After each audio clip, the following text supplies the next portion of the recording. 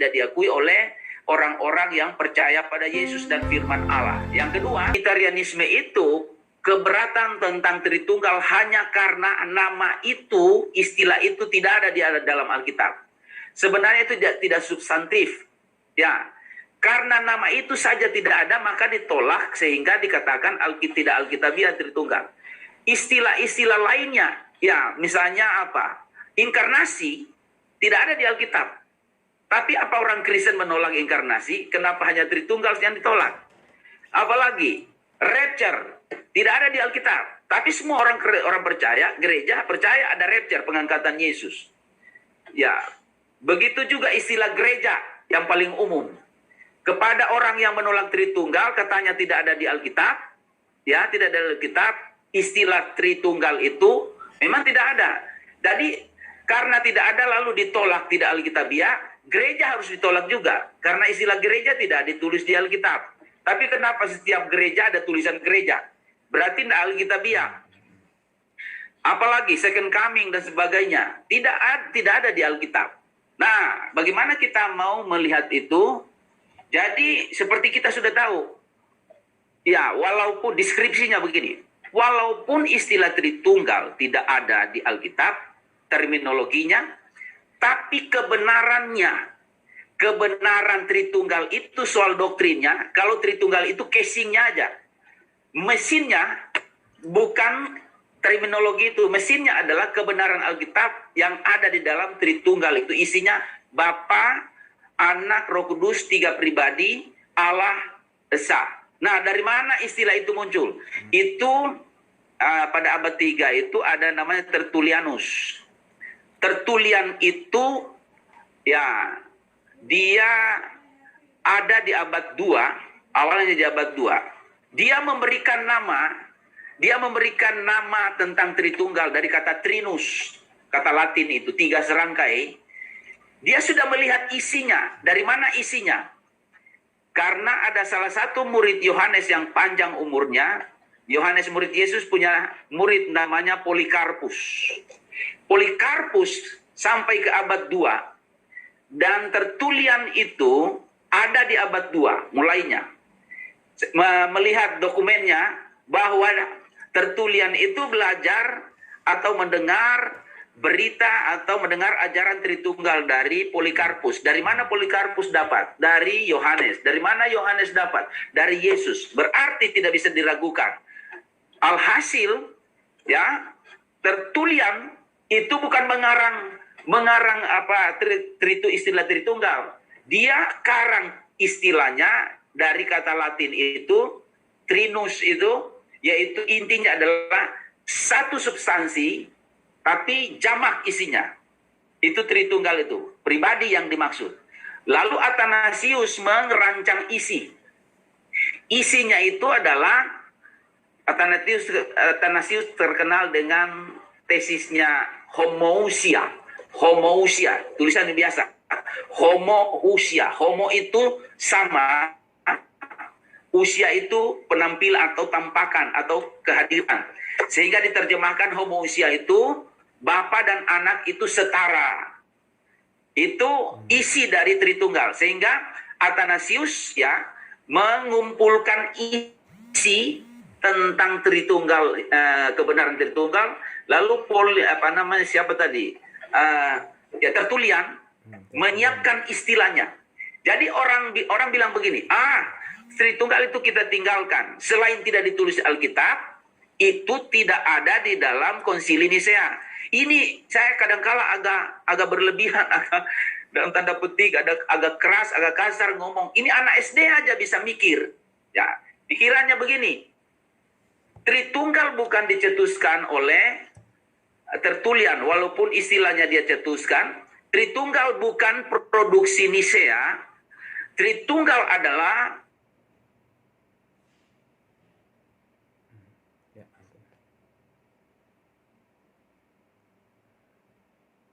kebenaran Alkitab oleh bapak-bapak gereja. 3 pribadi diambil dari mana istilah ini? Kita sudah lihat di dalam ulangan 6 ayat 4. Nah, kalau kita membuka, boleh buka Ulangan 6 ayat 4, tapi saya menghemat waktu. Kita melihat di situ ada kata Allah kita, Tuhan Allah itu Esa, tekanannya pada Esa. Esa itu satu. Nah, kenapa banyak orang, khususnya Unitarianisme itu di Indonesia lagi, bisa keliru melihat Ulangan 6 ayat 4? Karena orang membaca, mengerti, mendefinisikan Ulangan 6 ayat 4 berdasarkan kacamata bahasa. Kalau di Indonesia pakai bahasa Indonesia, kacamata budaya Indonesia, yaitu Echad itu Esa. Satu aja, satu tunggal. Itu yang keliru. Jangan baca, saya pernah membuat artikel singkat di FB, jangan baca, jangan teropong, jangan lihat kata Echad, Ulangan 6 ayat 4, berdasarkan kacamata budaya kita Indonesia. Kalau Esa kan satu. Kamus Indonesia satu itu tidak ada satunya, tidak ada dua, nggak ada, pokoknya satu. Tapi kata Echad itu ada dua jenis pengertiannya. Echad satu disebut dengan kardinal. Kalau kardinal itu angka 1, 2, 3. Kalau ordinal pertama, kedua, ketiga. Tapi kata Echad itu ada dua pengertian. Yang pertama yang disebut dengan cardinal number. Nah, itu 1, 2, 3. Yang kedua adalah cardinal unity. Cardinal unity itu satu, tapi unit. Isinya ada beberapa elemen. Dari sini muncul unity trinity. Ya, trinity. Ya, 3, tapi dalam satu unit. Satu. Nah, kesimpulannya Ulangan 6 ayat 4 itu tidak boleh dibaca satu mutlak. Satunya Allah, unity-nya unit, ada beberapa elemen pandangan dan keyakinan kita Alkitab, 3 elemen itu dalam konteks pribadi, 3 pribadi. Jadi harus dibedakan Allah dan pribadi. Kalau Tuhan kita pencipta itu harus dibedakan dua substansi ini. Substansi keilahian atau kita kenal Tuhan atau Allah itu satu. Tapi substansi pribadi tidak satu. 3. Bukan kita yang ngarang, bukan literatur, Alkitab. Nanti akan kita lihat, Alkitab sudah memandu itu. Jadi sekali lagi, kata Echad itu, ya, satu tapi unit, 3 elemen. Kita lihat itu di dalam Alkitab, seperti misalnya di Kejadian 1 ayat 26, ada kata kita. Lalu kemudian Kejadian 3 ayat 22, ada juga kata kita. Kejadian 11 ayat 7, ada kata kita. Lalu orang bilang begini, itu kan di dalam perjanjian lama. Nanti kita akan lihat perjanjian baru. Kita lihat kita dulu. Coba lihat Kejadian 1 ayat yang ke-26.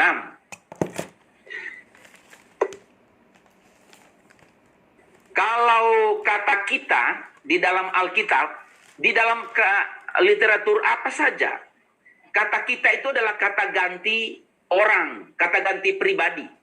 Bukan kata ganti kuasa, karena ada orang mengatakan yang 3 itu adalah Bapa, lalu 2 kuasa atau banyak kuasa. Kemudian yang kita itu adalah Bapa,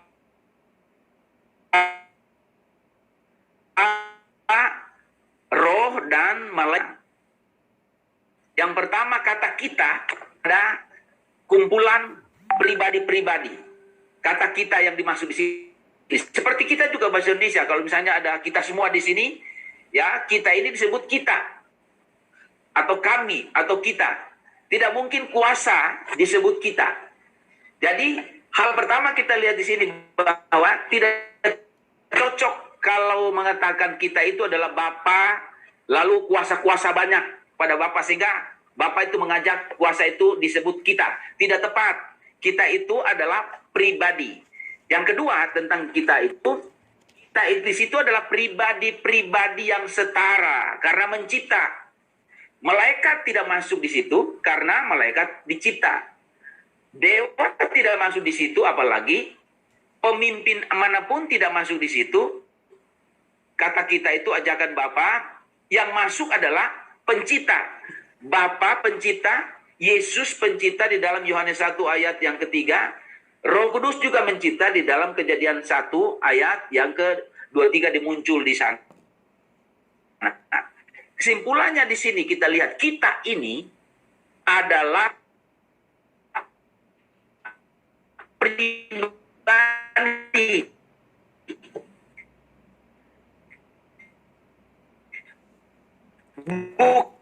bukan kuasa. Kalau orang Yunia sekarang, masa kini yang lagi viral sekarang, cocok dan kurang lebih 5 menit lagi atau 3 menit kita lihat ini, sesudah itu perdalam dalam diskusi.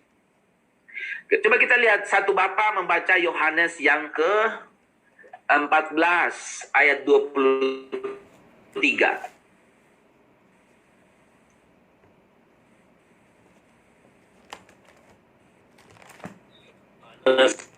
Ya, paham saja. Ya.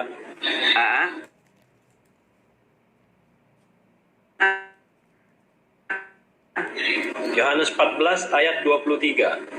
Aku, ia akan menuruti firmanku, dan Bapakku akan mengasihi dia, dan kami akan datang kepadanya dan diam bersama-sama dengan dia. Karena itu di Yohanes, boleh lagi Pak, Yohanes 17 ayat 22. Satu ayat lagi, Yohanes 17 ayat 22. 17:22. Yohanes 17:22.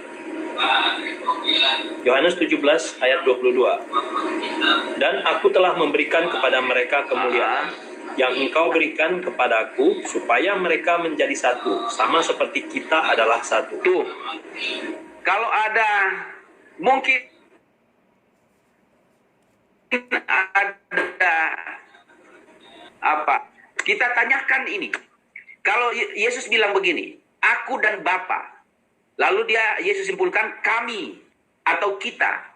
Ini satu pribadi apa dua pribadi dimaksud di sini? Kita di dalam ruangan ini, ruangan Zoom, pasti tidak akan menolak kalau ini adalah dua pribadi yang berbeda. Memang Roh Kudus tidak masuk dalam konteks ini. Sehingga Yesus bilang kami atau kita. Kalau hanya satu pribadi, ya Yesus tidak akan bilang kita, saya atau aku. Jadi logika, ini logika bukan iman. Kalau diskusi begini, iman kita pegang baik-baik, kita sedang membuktikan iman. Ya, ini bukan iman, sudah kita imani, tapi kita buktikan dengan logika. Logikanya di mana? Kalau Yesus bilang aku dengan Bapa, Bapa sendiri, aku sendiri. Ya, itu maksudnya. Jadi Bapa bukan Yesus. Yesus bukan Bapa. Begitu juga Yohanes 10 ayat 30, aku dan Bapa adalah satu. Ya, dua pribadi, satu itu adalah satu hakikat, satu keilahian, sampai ujung-ujungnya satu Allah. Jadi tetap ada relasi dengan Ulangan 6 ayat 4. Allah Esa ditampilkan oleh Musa di situ adalah keesaannya. Tapi belum ditampilkan kepribadiannya. Di kepribadiannya ada di dalam Perjanjian Lama, di dalam Perjanjian Baru jelas ditampilkan oleh Yesus, aku dan Bapa. Lalu pribadi satu Roh Kudus di mana? Di dalam Yohanes, satu lagi Pak, Yohanes yang ke-16 ayat 7. Yohanes 16 ayat 7. Boleh bisa dibaca? Ya, Pak Hans belum dibuka, belum di mute. Oke Pak. Bapak yang membaca. Yohanes 16 ayat 7. Namun benar yang kukatakan ini kepadamu adalah lebih berguna bagi kamu jika aku pergi. Sebab jikalau aku tidak pergi, penghibur itu tidak akan datang kepadamu. Oke. Tetapi jikalau aku pergi, aku akan mengutus dia kepadamu. Ya, kita lihat ayat itu, teks aslinya bilang begini, aku itu ego, Yesus. Kata ego di dalam teks Perjanjian Baru tidak pernah dipakai untuk kuasa. Tidak dipakai untuk peran. Ego itu aku. Bahasa Indonesia juga. Bahasa di seluruh dunia, I, me, tidak dipakai untuk kuasa, untuk angin. Kan Unitarianisme mengatakan Roh Kudus atau Allah Yesus itu bukan pribadi. Hanya semacam kuasa, non-personal.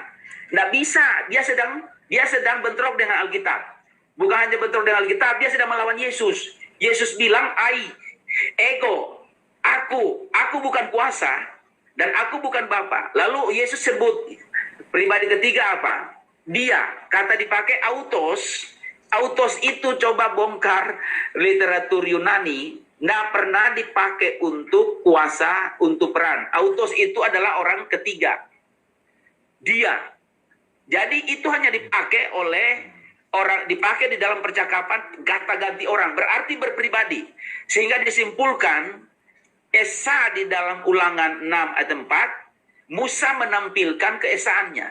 Lalu Yesus memperjelas atau mendefinisikan isi dari keesaan itu adalah tiga pribadi. Jadi yang mengatakan Allah satu itu bukan kita, Alkitab. Yang mengatakan pribadi tiga itu bukan kita juga. Tadi Yesus akui, Yesus yang mengajarkan Tritunggal. Amin. Kita hanya mengikuti Yesus. Yes. Yesus mengatakan dia dengan Bapa di dalam Yohanes 14 dan 17, lalu dia dengan Roh Kudus berbeda, dia juga mengajarkan. Ya. Jadi orang yang melawan Tritunggal adalah melawan Yesus. Yes. Mungkin saya harus seperti itu walaupun tidak diundang lagi. Orang melawan Tritunggal membuat Unitarianisme, dia sedang bentrok dengan Allah yang benar. Dia sedang bentrok dengan teks. Dia sedang membuli teks. Dia sedang mensolimi teks Alkitab. Lalu membuat rasionalisasi subjektif. Oh, menurut kami begini. Lalu mulai secara historis. Semua petinggi-petinggi Unitarianisme tidak pernah berakhir dengan baik hidupnya. Baik Sabellius maupun Praxeas maupun siapa lagi? Si Arius. Lalu kemudian ada lagi anak buahnya. Semua berakhir dengan catatan kutuk. Tidak pernah berakhir diberikan sertifikat penghargaan. Selesai berbicara langsung diturunkan dari mimbar, kutuk, buang. Ya, sampai abad kaum liberal, kita kalau punya waktu nanti suatu saat ada di buku saya sekaligus promosi. Orang yang paling kejam dalam dunia liberal adalah Michael Servetus. Michael Servetus di dalam lebih kejam lagi dari Unitarianisme. Dia liberal, atau dia bilang, dia tulis apa?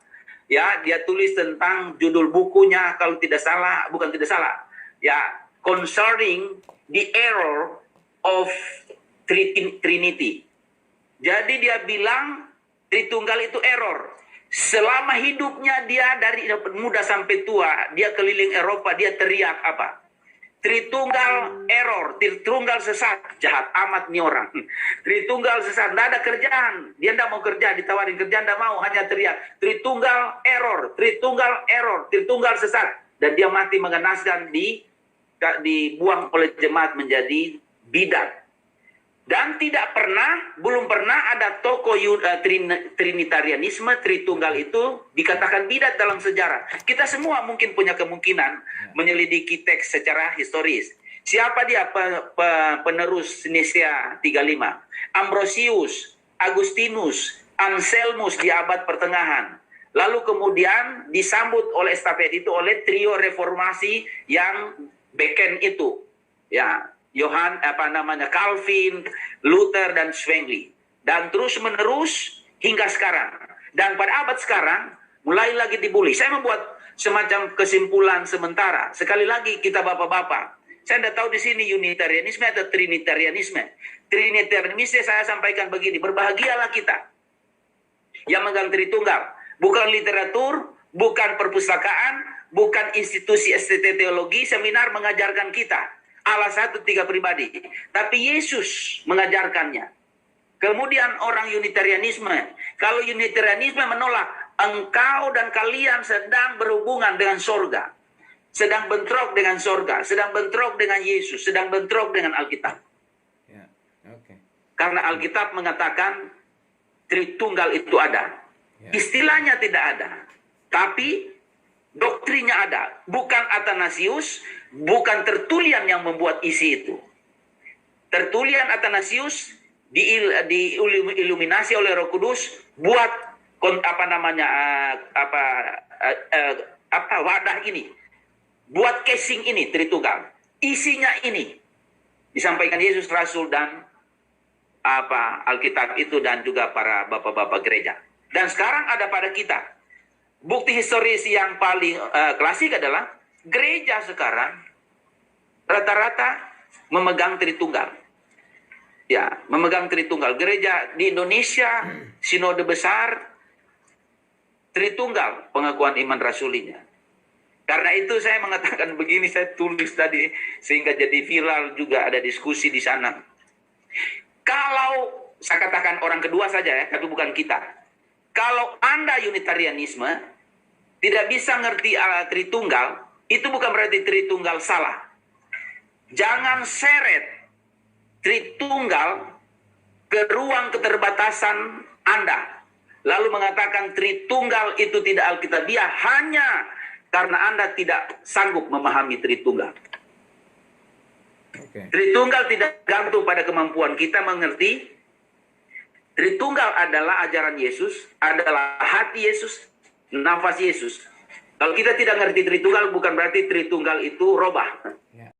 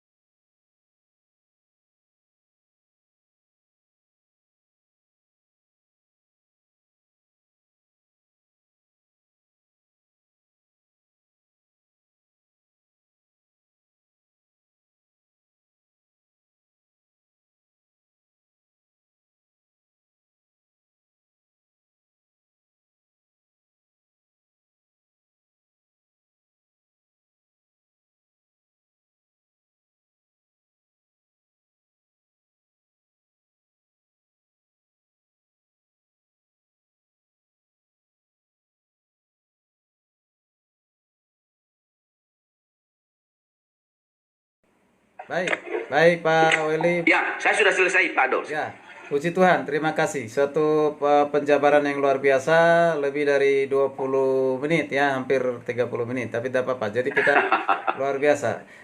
Dari 8 yang pertanyaan tadi yang dibuat untuk menjadi bagian dari diskusi kita, ya hampir terjawab semuanya. Nah, tetapi tetap kita masing-masing diberikan kesempatan untuk berbagi, bertanya kepada narasumber. Ya, 3 penanya pertama atau 4, sebut nama dan gereja, langsung pertanyaan inti. Ya, persilakan untuk 3 penanya. Andreas. Ya, Pak Andreas. Silakan, Pak Andreas. Pak Andreas, terus siapa lagi? Pak Andreas. Soneta, Pak. Pak Soneta, 2. Ya. Satu lagi. GBK, Pak. Siapa? Iya. Oke, baik. Elia Karamoy, Pak, Depok. Oh, Depok. Ya, silakan Pak Elia Karomoy dari Depok. Sekarang kita awali dari Pak Andreas, silakan Pak. Baik. Saya Pak Andreas dari Toraja. Saya masih sekolah di STT IKAT Jakarta.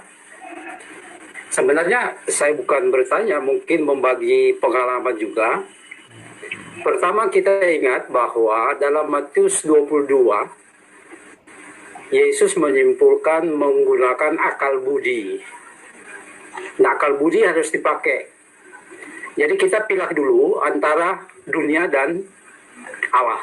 Jadi Allah di pihak pencipta dan dunia yang kita rasakan sekarang ini. Kenapa saya perlu mengatakan itu? Karena kita mengacu kepada 1 Yohanes pasal 1 sampai 2. Pada mulanya adalah firman. Dan firman itu adalah Allah. Dan kita tahu firman itu sudah datang kepada Maria. Dan firman itu menjadi manusia, hidup bersama-sama dengan kita. Siapa itu? Yesus Kristus. Jadi kita pisahkan dulu Allah dan Yesus Kristus, firman yang sudah menjadi manusia. Itu yang mendasari menggunakan akal. Jadi pada saat Yesus menjadi manusia, berarti keilahiannya dia Allahnya dia tinggalkan. Ada ayat yang mengatakan dia meninggalkan kesetaraannya dengan Allah. Menjadi mendasari. Kenapa kita percaya bahwa Allah itu Tritunggal.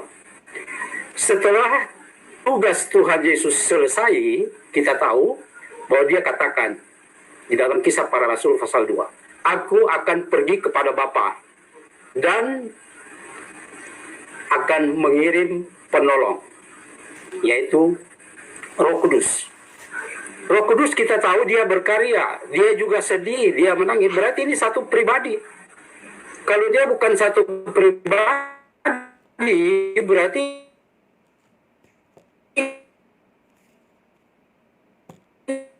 dan dia tidak bisa. Nah, kita mengacu kepada Yohanes pasal 1 ayat yang kelima, pada ayat yang ke-6 di situ mungkin bisa dibaca. Yohanes pasal 1 pada ayat yang kelima itu lebih jelas di situ bahwa ada 3 yang menjadi saksi. Yohanes pasal 1 Yohanes pasal 5. 1 Yohanes pasal 5. Di situ jelas pada ayat yang ke-6 sampai dengan ayat yang ke-8. Ada 3 yang menjadi saksi, sudah digambarkan. Di dunia ada 3, di sorga juga ada 3. Bahkan lebih jelas lagi, dalam 1 Yohanes pasal 5, pada ayat yang ke 20 itu lebih jelas lagi dikatakan yang benar dan hidup yang kekal. Siapa itu? Yesus. Jadi kita percaya bahwa Tritunggalan ini 3 pribadi tetapi satu. Itu lebih jelas lagi dikatakan dalam 1 Yohanes bukan 1 Yohanes, Timotius.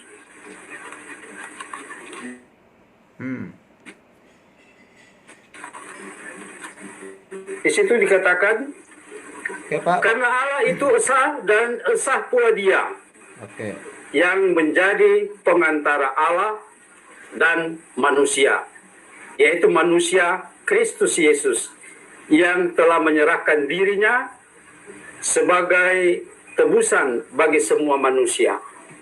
Jelas. Jadi kita tidak bisa menyangkali bahwa Allah esa di dalam 3 kepribadian. Baik. Jadi kalau dikatakan apakah dia setara? Iya, setara. Allah, Bapa, Yesus Kristus. Malah di Matius pasal 28, jadikanlah sekalian bangsa murid itu, baptislah mereka dalam nama Bapa, Putra, dan Roh Kudus. Jadi kita tidak bisa menyangkali. Terima kasih. Terima kasih Pak Andreas. Nanti Pak Willy akan memberikan suatu tanggapan hal yang tadi, apakah saya salah dengar atau tidak, yang tentang Yesus setelah dia menjadi manusia meninggalkan kealahannya. Seperti itu. Ya, itu yang saya kutip. Kalau yang lainnya nanti silakan. Ya, sekarang Pak Soneta, silakan Pak, singkat Pak. Ya, baik Pak. Pak Willy, shalom Pak. Shalom. Ya, saya diberkati dengan pemaparan Bapak pada malam ini. Kejadian 1 ayat 26, Pak, marilah kita membuat menciptakan manusia menurut gambar dan rupa kita. Itu kan satu hakikat ya Pak, dalam 3 pribadi. Berarti kita di situ, apakah kita di situ Allah Bapa, Tuhan Yesus dan Roh Kudus yang artinya kita di situ Pak? Pasti bukan dengan malaikat. Iya. Itu yang pertama Pak. Jadi kita nggak usah ragu-ragu lagi mengatakan betul nggak seperti itu Pak. Itu pemikiran saya. Lalu yang kedua, tadi ada satu statement Bapak yang menarik. Orang yang nggak percaya Tritunggal itu juga artinya binasa ya Pak ya, seperti itu. Artinya Jangan bilang binasa dulu Pak. Jangan bilang binasa. Dia bermasalah dengan Alkitab. Bermasalah, oke Pak. Ya. Nah, ada beberapa gereja, saya nggak sebut sesuai dengan aturan main tadi Pak Adolf bilang, yang setiap kali ibadah selesai selalu ada kredo Pak, pengakuan iman Iya, rasuli. Tapi ada juga yang tidak. Kalau memang ini begitu penting Tritunggal ini Pak, kok ada beberapa gereja-gereja ini yang tidak menyampaikan ini Pak, gitu loh Pak. Mohon tanggapannya Pak. Terima kasih. Baik, terima Oke. kasih. Bapak sudah, Pak Willy udah tangkap pertanyaannya. Intinya satu lagi, Pak siapa tadi? Pak Saya, Pak Elia. Pak Elia, silakan Pak. Pak Elia. Iya. Hmm. Shalom Pak Pendeta Weli, apa kabar Pak? Sehat Pak? Sehat, Pak. Pak Elia seperti saya pernah, bukan di Depok Pak ya? Iya betul Pak Depok Pak. Oh, Apa kabar? oke. Salam Pak. Salam Pak ya. Ya. Ya Pak, saya ingin minta tanggapan Bapak. Sekarang ini kan ada satu lagi rame-ramenya Pak di medsos mengenai pernyataan dari salah satu orang tokoh dari gereja ya yang keluar dari gereja tersebut karena mengatakan Tritunggal itu sudah tidak relevan Pak. Iya. Dia membahas suatu statement di Matius 10:20 tentang roh Bapa Pak. Jadi sekarang ini tentang dia kejar tentang roh Bapa Pak. Jadi relevan Tritunggal itu sudah tidak relevan, tapi yang sekarang dia gaungan itu tentang roh Bapa di Matius 10:20 Pak. Yang katakan demikian Matius 10:20, karena bukan kamu yang berkata-kata, melainkan roh Bapamu, dia yang akan berkata-kata dalam kamu. Mungkin dari kata roh Bapa ini Pak, sehingga dia mengatakan Tritunggal itu sudah tidak relevan, sehingga dia keluar dari gereja tersebut dan mulai membuat kegaduhan di media sosial. Saya minta penanggapan Bapak mengenai hal ini Pak. Apakah roh Bapa itu juga termasuk dalam konteks Tritunggal itu Pak? Terima kasih. Ya. Baik, puji Tuhan. Langsung saja Baik. Pak Willy, silakan Pak untuk menghemat waktu. Baik. Ya. Kalau tadi Pak Andreas tidak ada pertanyaannya Pak ya? Tidak ada Pak, saya cuma hanya maaf. Ya. Tapi ada Saya hanya- kristologi yang menggelitik tadi Pak.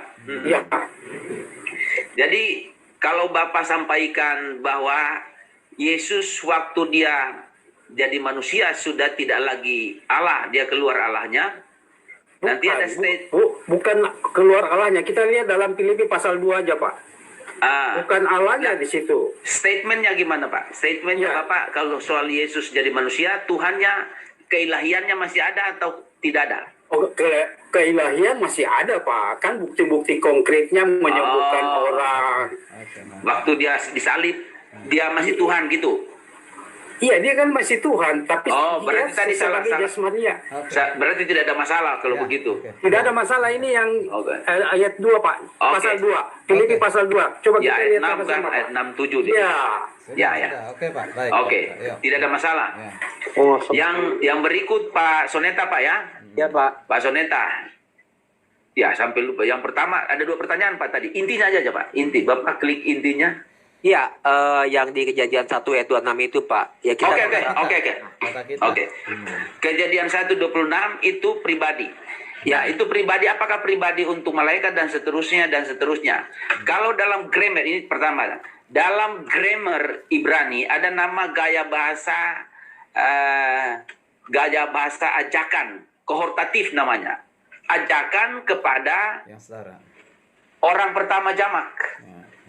Dan ajakan itu dalam konteks kejadian 1:26 ajakan kepada pribadi yang setara.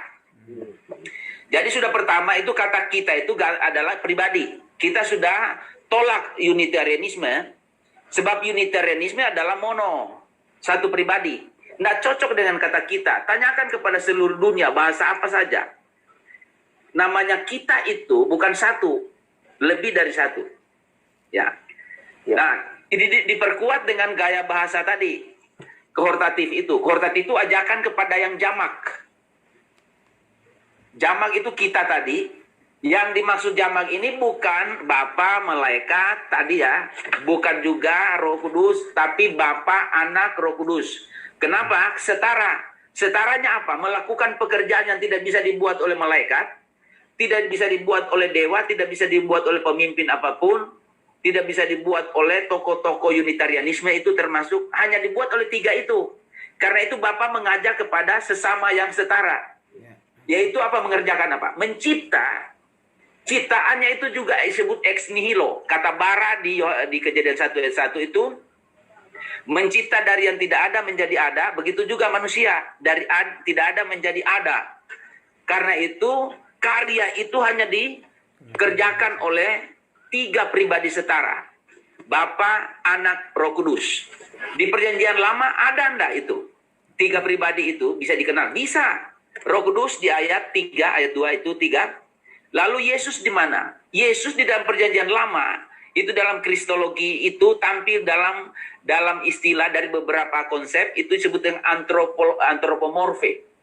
Antropomorfe itu, ya, antropomorfe dua kata, antropos dan morfe. Morfe itu bentuk atau kehadiran.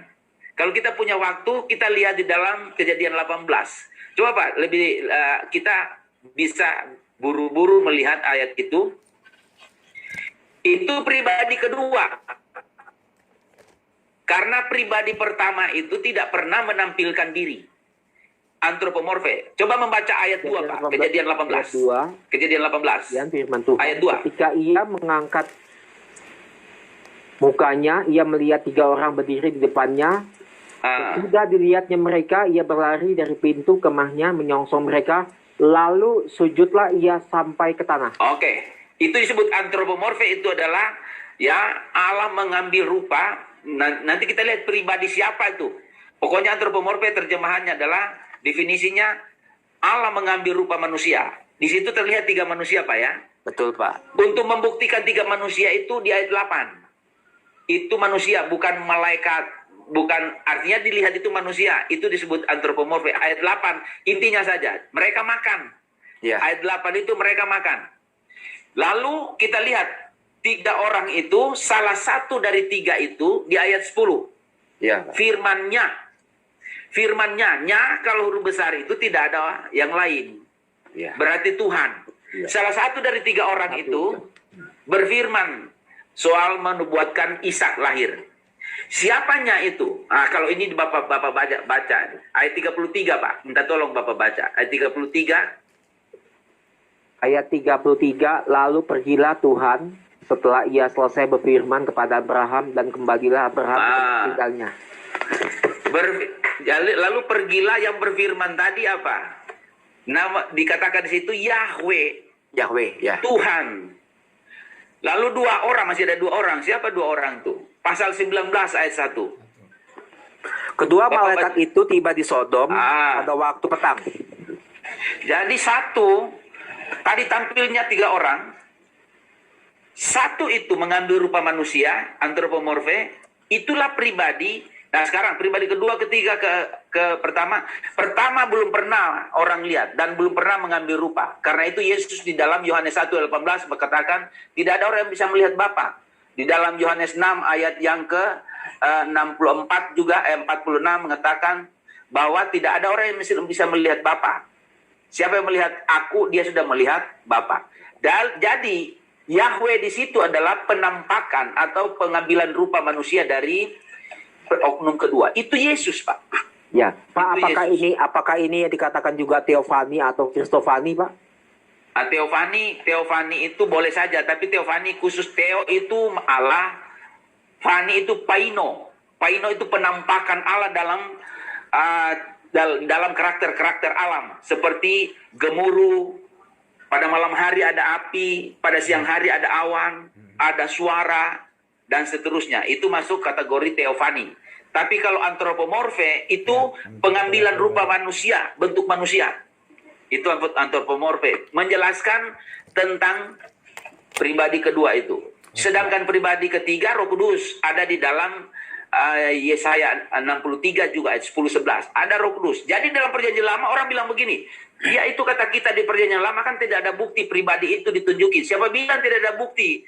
Ya belajar Alkitab di mana? Itu buktinya. Di perjanjian baru jangan ditanya lagi. Itu lebih jelas lagi. Yesus katakan ada Bapa, ada Anak, ada Roh Kudus. Waktu pembaptisan, suara siapa yang berbicara? Itu bukan Yesus, itu Bapa.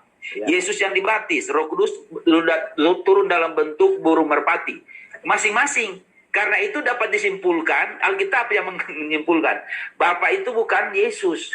Yesus yang dibaptis, Bapa yang di surga. Roh Kudus yang burung merpati. Tidak mungkin tiga-tiganya itu adalah satu. Tiga-tiganya satu sebagai Allah, tapi pribadi berbeda. Jadi data Alkitab itu kaya dari Kejadian sampai Wahyu. Dari Kejadian sampai Wahyu. Nanti kita akan lihat pada akhir-akhirnya melihat tentang dimensi keberadaan Tritunggal itu. Ada 5 dimensi. Kekekalan masa lampau dan perjanjian lama, perjanjian baru sudah 3, di sorga 4, di kekekalan masa depan langit bumi baru, 3-tiganya dipertahankan ada. Ya. Ada semuanya. Itu Pak yang kedua Pak ya. Jadi yang masih Kejadian 1:26, pertanyaan Bapak sedikit tapi jawabannya banyak. Terima kasih Pak, cukup penjelasan. Belum selesai. Nah, itu yang pribadi yang setara dan mencipta, lalu kemudian pribadi itulah yang disembah oleh Abraham, Ishak, Yakub, orang Israel. Sehingga Musa mengerti Tritunggal, Abraham mengerti Tritunggal, PL mengerti Tritunggal. Perjanjian baru apalagi? Itu Pak. Itu untuk Bapak ya. Ya Baik, Pak. baik. Oke Pak ya. Terima kasih. Baik Pak, Ya, terima kasih baik. Pak Willy. Kemudian Pak Eli, Ya. Pak Elia. Iya Pak ya. Ya, Orang mengatakan apa tadi Pak? ini masalah Roh Bapa. Bapak. Ya, roh Bapa, Pak. Roh Bapa dan Tritunggal itu sudah tidak relevan di zaman Ini. sekarang ini. Ya, itu kadangkala orang melihat Alkitab itu seperti maaf kata orang tunanetra melihat mendefinisikan gajah itu seperti apa. Dari kecil misalnya saudara kita atau siapa saja yang kita bisa melihat dari kecil lalu mendefinisikan gajah itu apa. Dia pergi ke gajah, lalu dia sentuh gajah itu tiba-tiba kesentuh ekornya ada rambut. Orang itu bilang gajah itu apa? Pokoknya ada rambut aja. Sudah definisi dia itu, tidak melihat keseluruhan. Kenapa orang bilang begitu? Dia hanya lihat ayat itu, tidak lihat yang lainnya. Tidak lihat Ya, konteks. roh Bapa itu dibicarakan oleh pembicara itu di konteks itu. Itu tidak mewakili keseluruhan, itu komprehensivitas. Alkitab itu tidak seperti itu. Kalau ada perkataan roh Bapa, berarti ada penekanan dari penulis kitab itu tentang roh Bapa. Tidak berarti menyimpulkan bahwa Tritunggal itu sudah tidak relevan. Kalau tidak relevan sekarang, kita di gereja, kalau gereja kita masih percaya Allah Bapa, Anak, dan Roh Kudus dalam penutupan atau doksologi. Dan sekarang waktu kita berdoa kepada Bapa. Kita berdoa apa tidak relevan. Kita berdoa kepada Yesus. Kita minta Roh Kudus sampai sekarang di dalam iman, di dalam keyakinan atau di dalam harapan, di dalam ketergantungan orang percaya, relevansi Tritunggal itu masih ada. Ya. Tidak benar kalau Tritunggal sudah tidak relevan. Ya. Yang ditemukan hanya ayat itu mengatakan roh Bapa. Misalnya satu ayat, masih ada jutaan ayat di 66 atau 65 kitab lainnya. Jadi Tritunggal tidak hanya dijelaskan oleh satu ayat itu. Harus melihat Alkitab secara masif. Ya. Jangan ambil satu ayat lalu bilang, oh ini Tritunggal sudah tidak relevan, ini ayatnya. Di situ ada penekanan tertentu yang dibuat oleh penulis itu Pak. Penulis kitab itu. Dia menekankan tentang ya roh Bapa itu yang memberkati umat. Tapi tidak sedang mengajarkan Tritunggal. Yang membuat kesimpulan bukan penulis itu. Yang membuat kesimpulan adalah orang yang membaca lalu menyimpulkan itu. Ayat itu tidak berbicara Tritunggal, tapi berbicara tentang otoritas dari roh Bapa itu di situ. Ya. Baik. Ya. Terima kasih Pak Willy, terima kasih tadi penanya luar biasa ini. Ya, jadi kita lanjutkan ke 3 penanya kedua. Kelompok kedua silakan siapa? Ya, 3 penanya kedua atau berbagi dan bertanya, ya. Ibu Novita Kaunang dari Batam, 1. Ya, 1 lagi. Ya, Pak Parasian Sinaga. Oke. Pekanbaru. Alumni dari Bulos ya. 1 lagi. 1 lagi. Ya, Pak Jekli dari Cikeas. Ya, dari Cikeas. Oke, mulai dari Pak Ibu Novita dari Batam, silakan. Setelah itu nanti Pak Parasian langsung saja dan Pak siapa tadi? Yang 1 lagi Pak Jekli dari Cikeas. Silakan.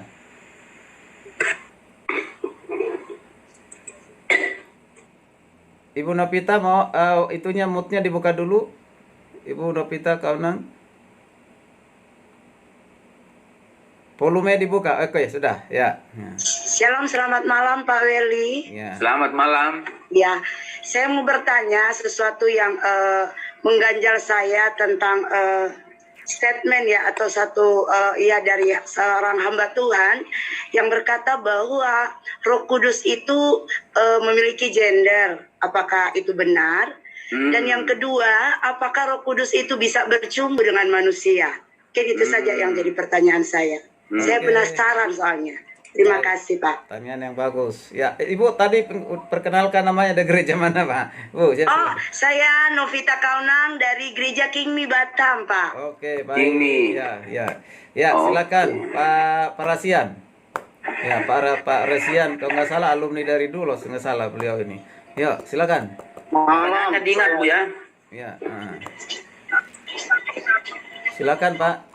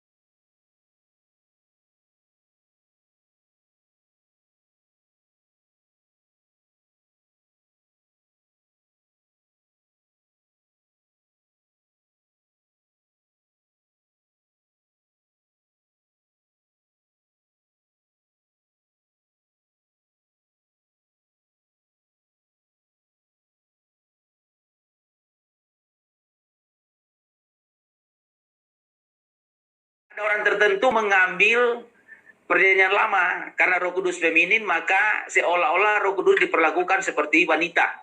Bisa jadi wanita. Tapi gender itu adalah gender nama. Gender nama dan bukan gender pribadi. Gender pribadinya adalah maskulin Roh Kudus itu.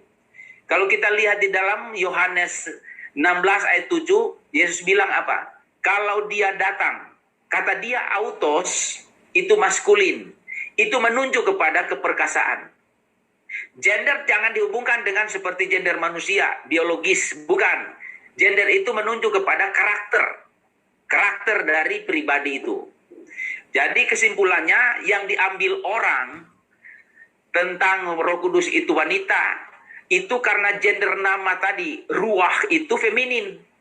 Sehingga disebut Roh Kudus itu wanita. Salah tafsirnya, salah implementasinya, salah penerapannya. Sedangkan Roh Kudus itu maskulin gender pribadinya. Gender namanya feminin. Kalau PL, PB adalah netral. Pneuma dan ruah. Ini banyak panjang penjelasannya. Dalam waktu 5 menit hanya bisa disampaikan bahwa maskulin bukan feminin. Maskulin bukan neuter. Itu nama. Tapi pribadi seperti saya gini. Weli, Pandai Colang. Itu yang disebut nama. Roh Kudus. Tapi pribadinya adalah diri. Itu maskulin. Ya Bu ya. Jadi kesimpulannya tidak benar kalau Roh Kudus itu wanita. Tidak benar. Oke. Ya Bu ya.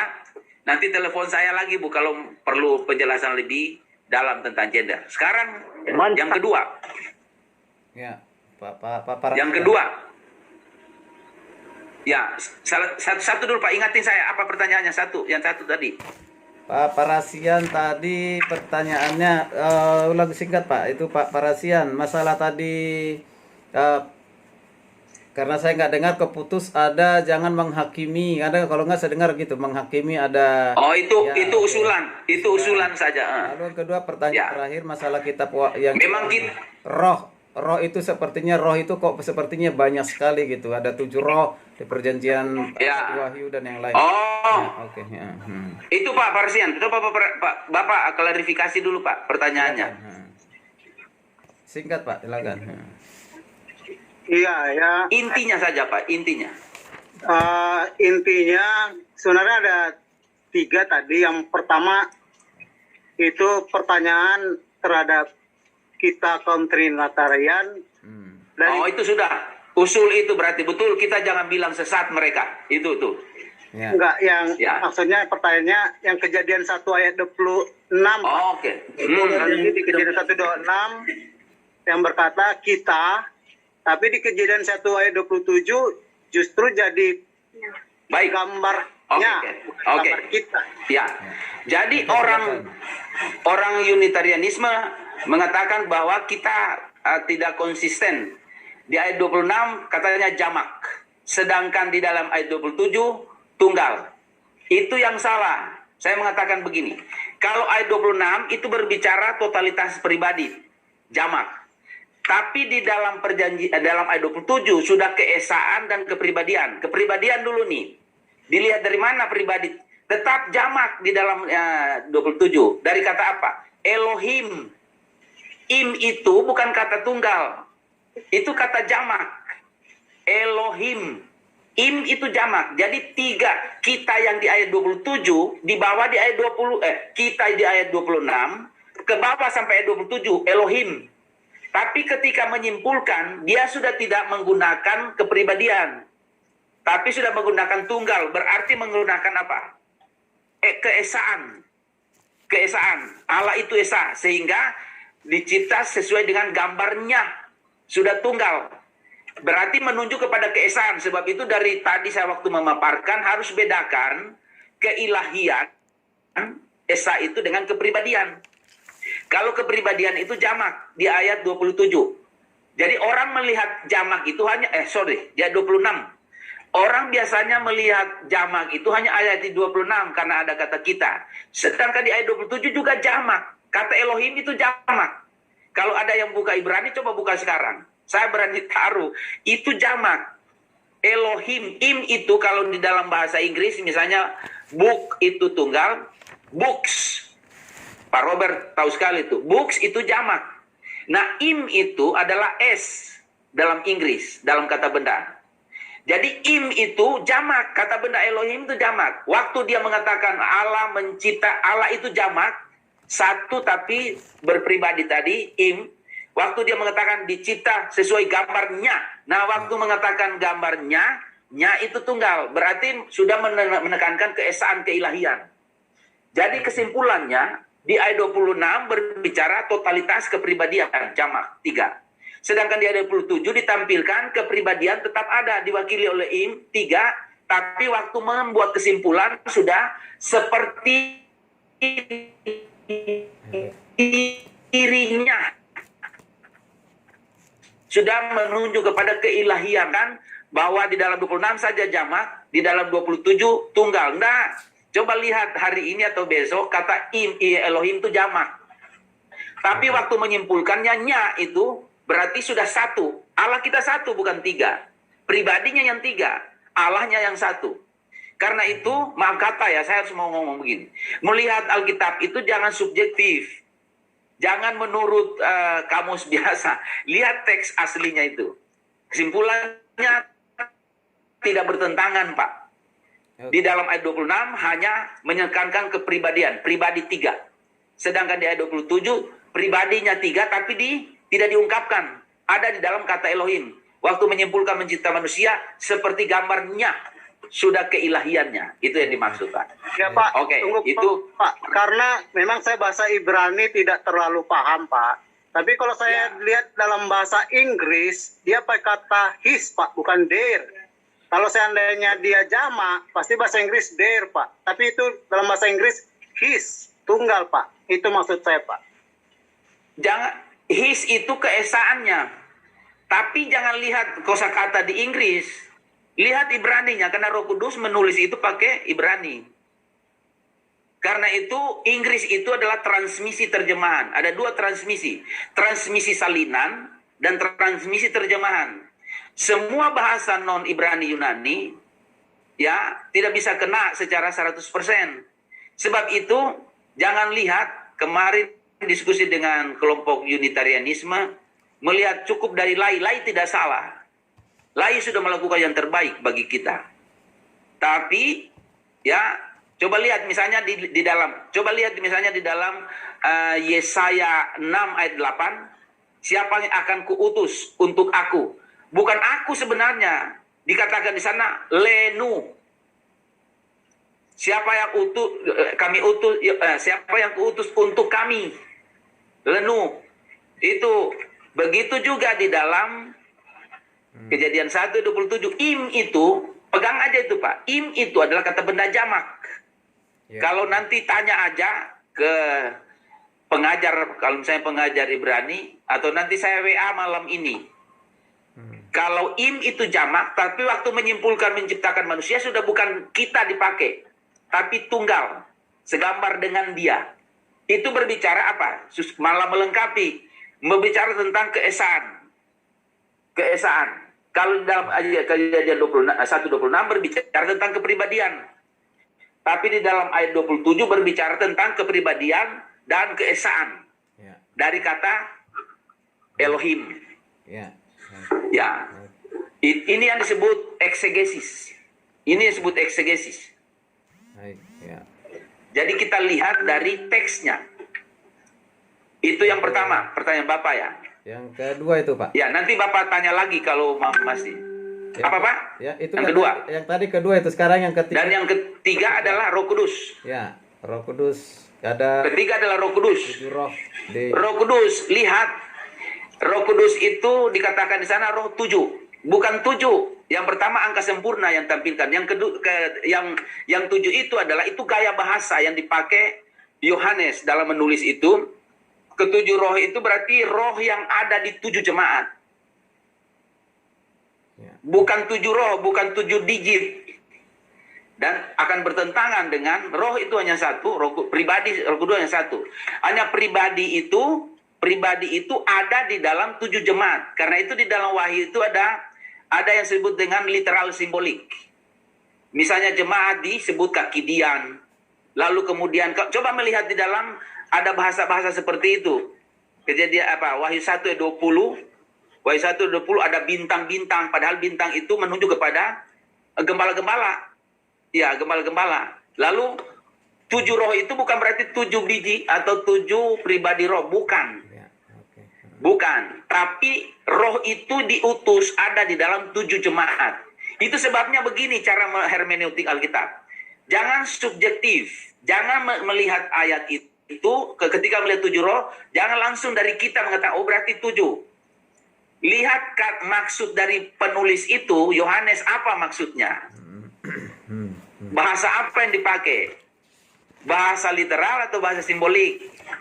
Gitu Pak. Oke. Jadi tidak ada. Itu salah satu alasan dari Unitarianisme. Mengatakan bahwa kalau misalnya roh itu pribadi itu ada 3, nanti ada ketambahan 7. Saya kadangkala, jangan teruskanlah. Secara manusia agak ada emosi sedikit, tapi tidak, Roh Kudus sudah menolong kita. Mau mengatakan bahwa itu bukan 7 pribadi roh, tetapi roh yang ada pada 7 jemaat. Itu yang disebut dengan bahasa literal simbolik. Kalau bahasa literal simbolik itu harus melihat apa arti perkataan itu, lalu ambil arti normalnya. Oke. Lalu secara teologi juga akan bertentangan kalau ada 7 roh. Roh Kudus hanya 1. Nanti bertentangan dengan Alkitab. Ya. Yang salah bukan teologinya, yang salah juga bukan tulisan itu. Yang keliru adalah hermeneutik kita. Alkitab itu tidak salah, penulis itu tidak salah. Karena waktu Yohanes menulis bukan ditujukan kepada kita langsung. Ditujukan kepada jemaat itu. Nah, jemaat yang menerima kitab itu mengerti. Mereka mengerti karena budaya mereka begitu cara berbicaranya. Ya. Sedangkan Alkitab bukan ditujukan kepada orang Indonesia. Kita hanya bisa mengungkap dengan alat. Alatnya apa? Hermeneutik, lalu eksegesis, eksposisi, teologi. Tapi jemaat 7 itu tidak menggunakan teologi, tidak menggunakan hermeneutik. Mereka langsung ngerti karena budaya mereka. Ya, oke. Ya, Baik. karena budaya mereka. Nah, kita lihat tadi itu dari budaya mereka, dari budaya penulis. Sehingga tidak bertentangan dengan teologi. Kalau misalnya Roh Kudus itu ada 7, Yohanes tulis, Yesus suruh tulis ada 7 roh. Yesus sendiri bertentangan dengan Alkitab. Ya. Ya, itu seperti itu, Pak.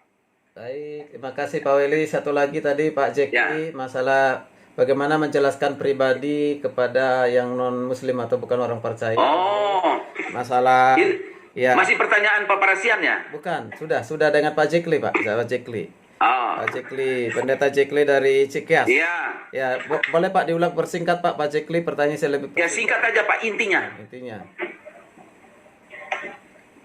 Pak Jekli, ya. Ya, terima kasih. Jadi saya tanya tadi mengenai pribadi. Oh, Karena definisi di pribadi gitu. Yohanes 4, iya, Yohanes Ya. 4 ayat 24 katakan bahwa Allah itu adalah roh.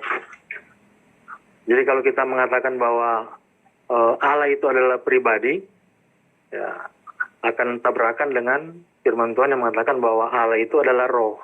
Terima Tadi kasih. yang paling penting itu, menurut kamus ya, menurut kamus. Menurut kamus pribadi itu adalah manusia ya. Iya, Maaf kata lagi. iya. Itu yang keliru. Kata pribadi bukan berasal dari kamus Purwodarminta. Kata pribadi itu dari bahasa Latin, persona. Dari situ person.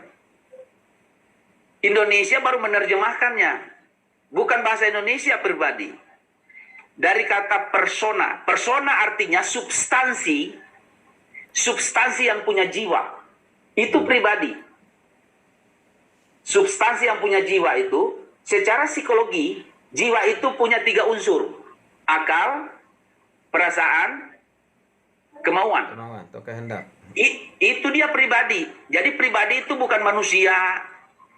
Nah, namanya karena manusia punya akal, perasaan, dan kemauan, maka manusia pribadi.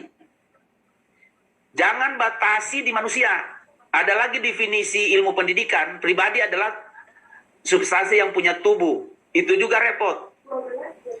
Pribadi bukan ditunjukkan oleh tubuh fisik, tapi ditunjukkan oleh substansi non-fisik yang punya jiwa. Karena itu arti kata persona. Indonesia baru menerjemahkan dari persona. Inggris menerjemahkan person.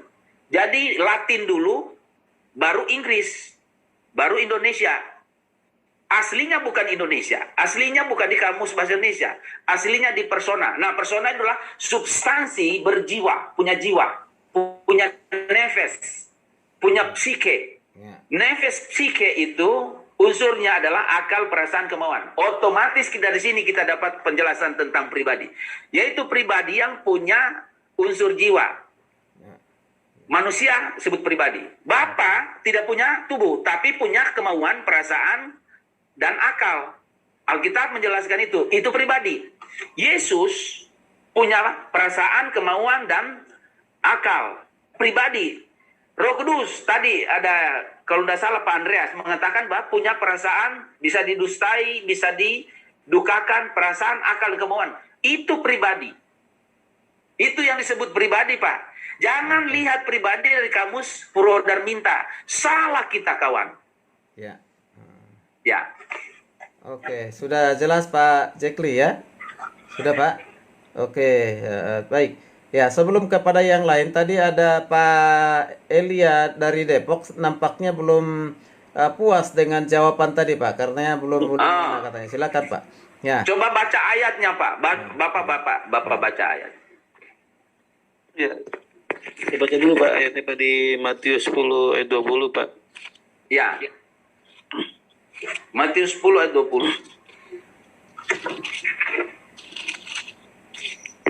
Itu berbunyi, karena bukan kamu yang berkata-kata, melainkan roh Bapakmu Nah, itu Pak, roh Bapamu itu Pak. Dia yang akan berkata-kata di dalam kamu. Jadi ada satu pribadi Pak, roh Bapa ini Pak. Jadi kan ada Allah Bapa, Iya. Allah Anak, Allah Roh Kudus, dan ada roh Bapa Pak gitu Pak. Jadi ini yang ditekankan mengenai roh Bapa itu Pak. Jadi ada Bapa, ada roh Bapa, ada Anak dan Roh Kudus Pak. Jadi dianggapnya itu Tritunggal itu relevan Pak, karena semuanya menyangkut dalam satu roh Bapa ini Pak. Seperti itu Pak, pribadi yang keempat ini Pak. Seperti itu Pak. Kalau bicara roh Bapa, jangan di situ, karena ada juga roh Kristus. Coba lihat di dalam Kisah Para Rasul, Pak. Kisah Para Rasul 16 ayat 6, siapa roh Bapa, siapa roh Kristus itu? Coba relevannya sana. Kisah Para Rasul 16 ayat 6, lalu 7. Bapak baca ayat 6 dulu, Pak. Rasul 16 ayat 6 Pak ya. Ya. Itu mereka melintasi tanah Frigia dan tanah Galilea karena Roh Kudus mencegah mereka untuk memberitakan Injil di Asia.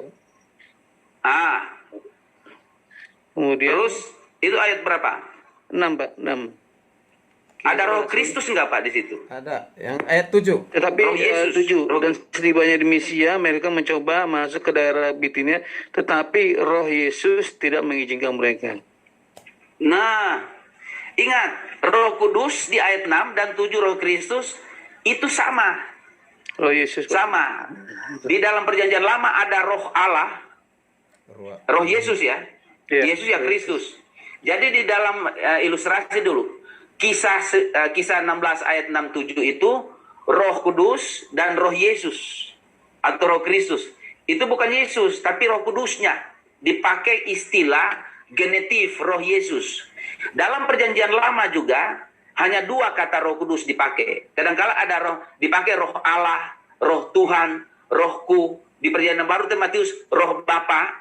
Itu istilah konstruksi genetif roh milik Bapa. Konteks itu adalah Roh Kudus. Dalam perjanjian lama misalnya roh Allah, misalnya Roh Tuhan mundur dari Saul. Itu Roh Kudus, Pak. Roh mundur di dalam Kejadian 6 ayat 3, maka Roh Tuhan, Roh Allah keluar dari manusia. Itu yang disebut dengan roh yang menjadi kuasa Allah. Tapi dia pribadi. Hanya digabung dengan pribadi Bapa, kadang-kadang digabung dengan pribadi Yesus. Seperti juga di dalam Roma 8 ayat 9. Siapa yang tidak memiliki roh Yesus, atau saya membaca. Roma, masing-masing kita melihat, Roma 8 ayat yang ke-9 bunyinya begini. Tetapi kamu tidak hidup dalam daging, melainkan dalam roh. Jika roh Allah diam di dalam kamu, tetapi jika orang tidak memiliki roh Kristus, ada roh Allah, ada roh Kristus, maka ia bukan milik Kristus. Roh Allah, roh Kristus bukan Yesus, bukan Bapa, tapi Roh Kudus dipakai gaya bahasa genetif. Begitu. Ya Pak ya?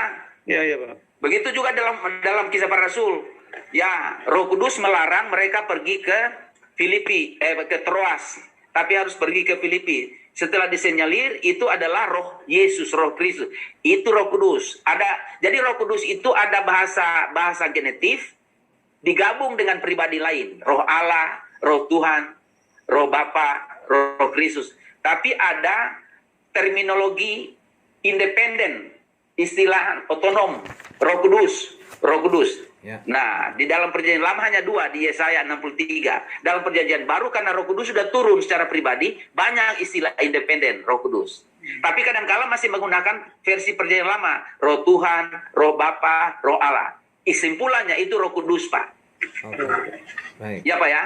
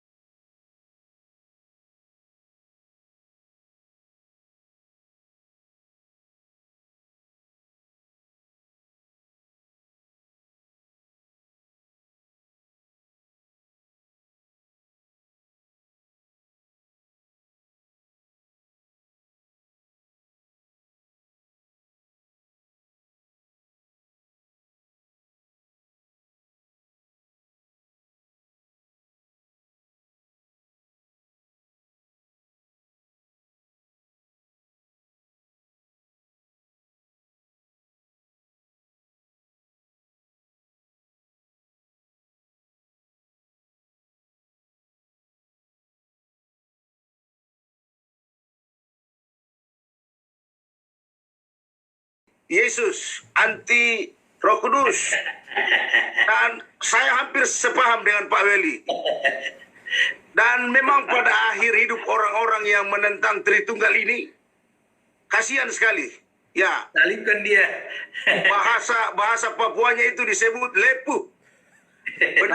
Benar-benar jatuh dan bayangan jejaknya pun tidak ada. Karena pada akhirnya terkutuk dan menjadi bidat, menjadi sekte.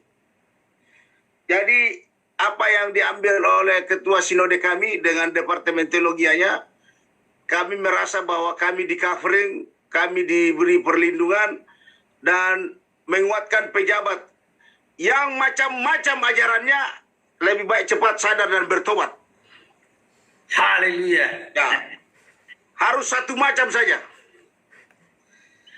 Nah ini respon saya untuk Pak Weli. Saya sangat bersyukur kepada Tuhan boleh berjumpa dengan hamba-hambanya pada webinar Zoom ini.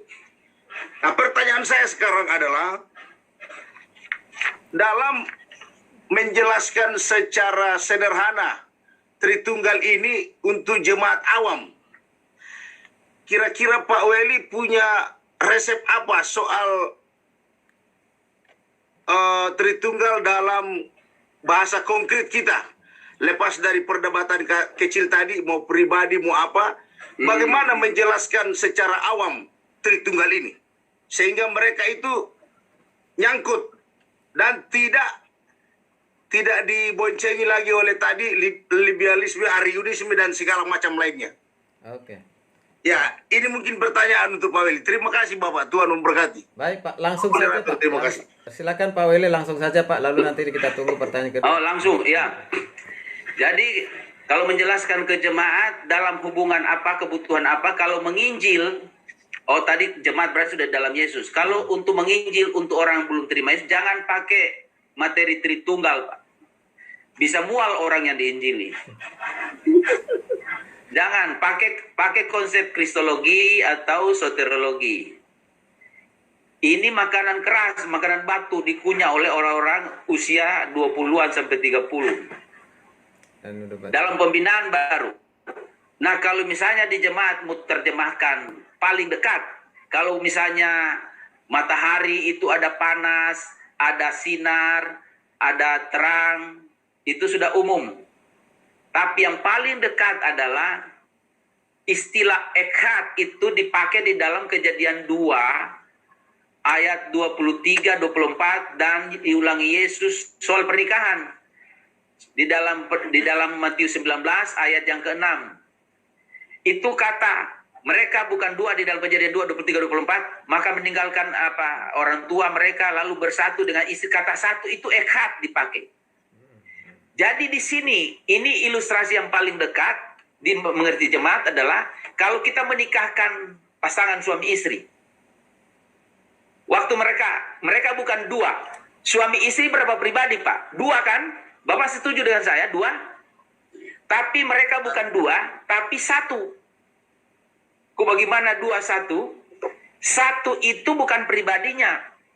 Satu itu adalah julukan atau nama keluarga ini. Misalnya saya nih, Weli Pandensolang. Saya punya istri, masih ada istri. Kami dua itu bukan satu pribadi. Dua pribadi, kalau tambah anak lagi satu, tiga pribadi, tapi satu dalam keluarga. Keluarga Pandensolang. Kalau misalnya dari pemerintah ada sumbangan sembako di RW, siapa saja dari kami tiga itu mengambil, itu sudah mewakili satu keluarga. Jadi yang satu itu bukan pribadi. Saya dengan istri, saya bukan istri saya. Istri saya bukan saya. Istri saya namanya Teresia. Teresia bukan Weli Pandensolang. Weli Pandensolang bukan Teresia. Anak saya pertama Jire. Jire bukan Weli Pandensolang. Tapi kami tiga pribadi.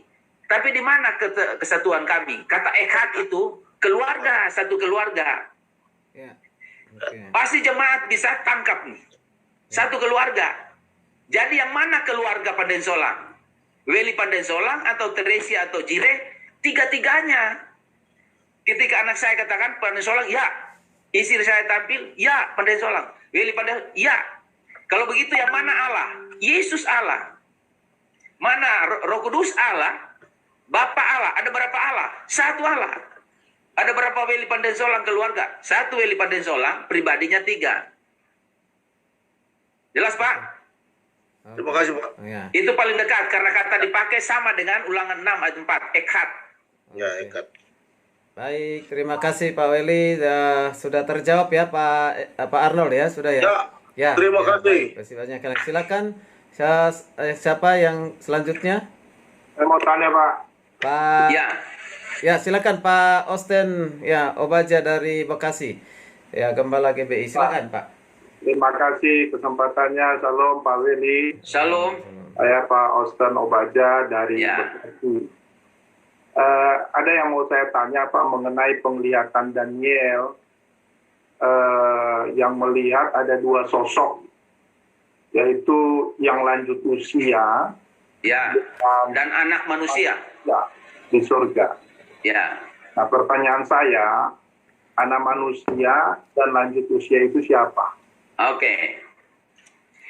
Itu aja. Otomatis 2 pribadi. Oh, terus Pak, masih ada bertanya? Atau Itu sudah? aja. Itu aja. Atau Oke. kumpul dulu Pak ya, Pak Adol. Silakan Pak Adol atur gimana? Ya, nggak langsung aja Pak, karena ini kita kejar waktu, jadi kalau menunggu, Oh, ya. ya, nanti supaya jangan diulang-ulang Oke. pertanyaannya Pak. Ya, silakan Pak. Ada lanjut usia itu Daniel 7 ayat 13 Pak ya. Ya, benar. Ya. Ada lanjut usia dan anak manusia. Manusia. Sudah pasti 2 pribadi. Daniel melihat 2 bukan 1. 2.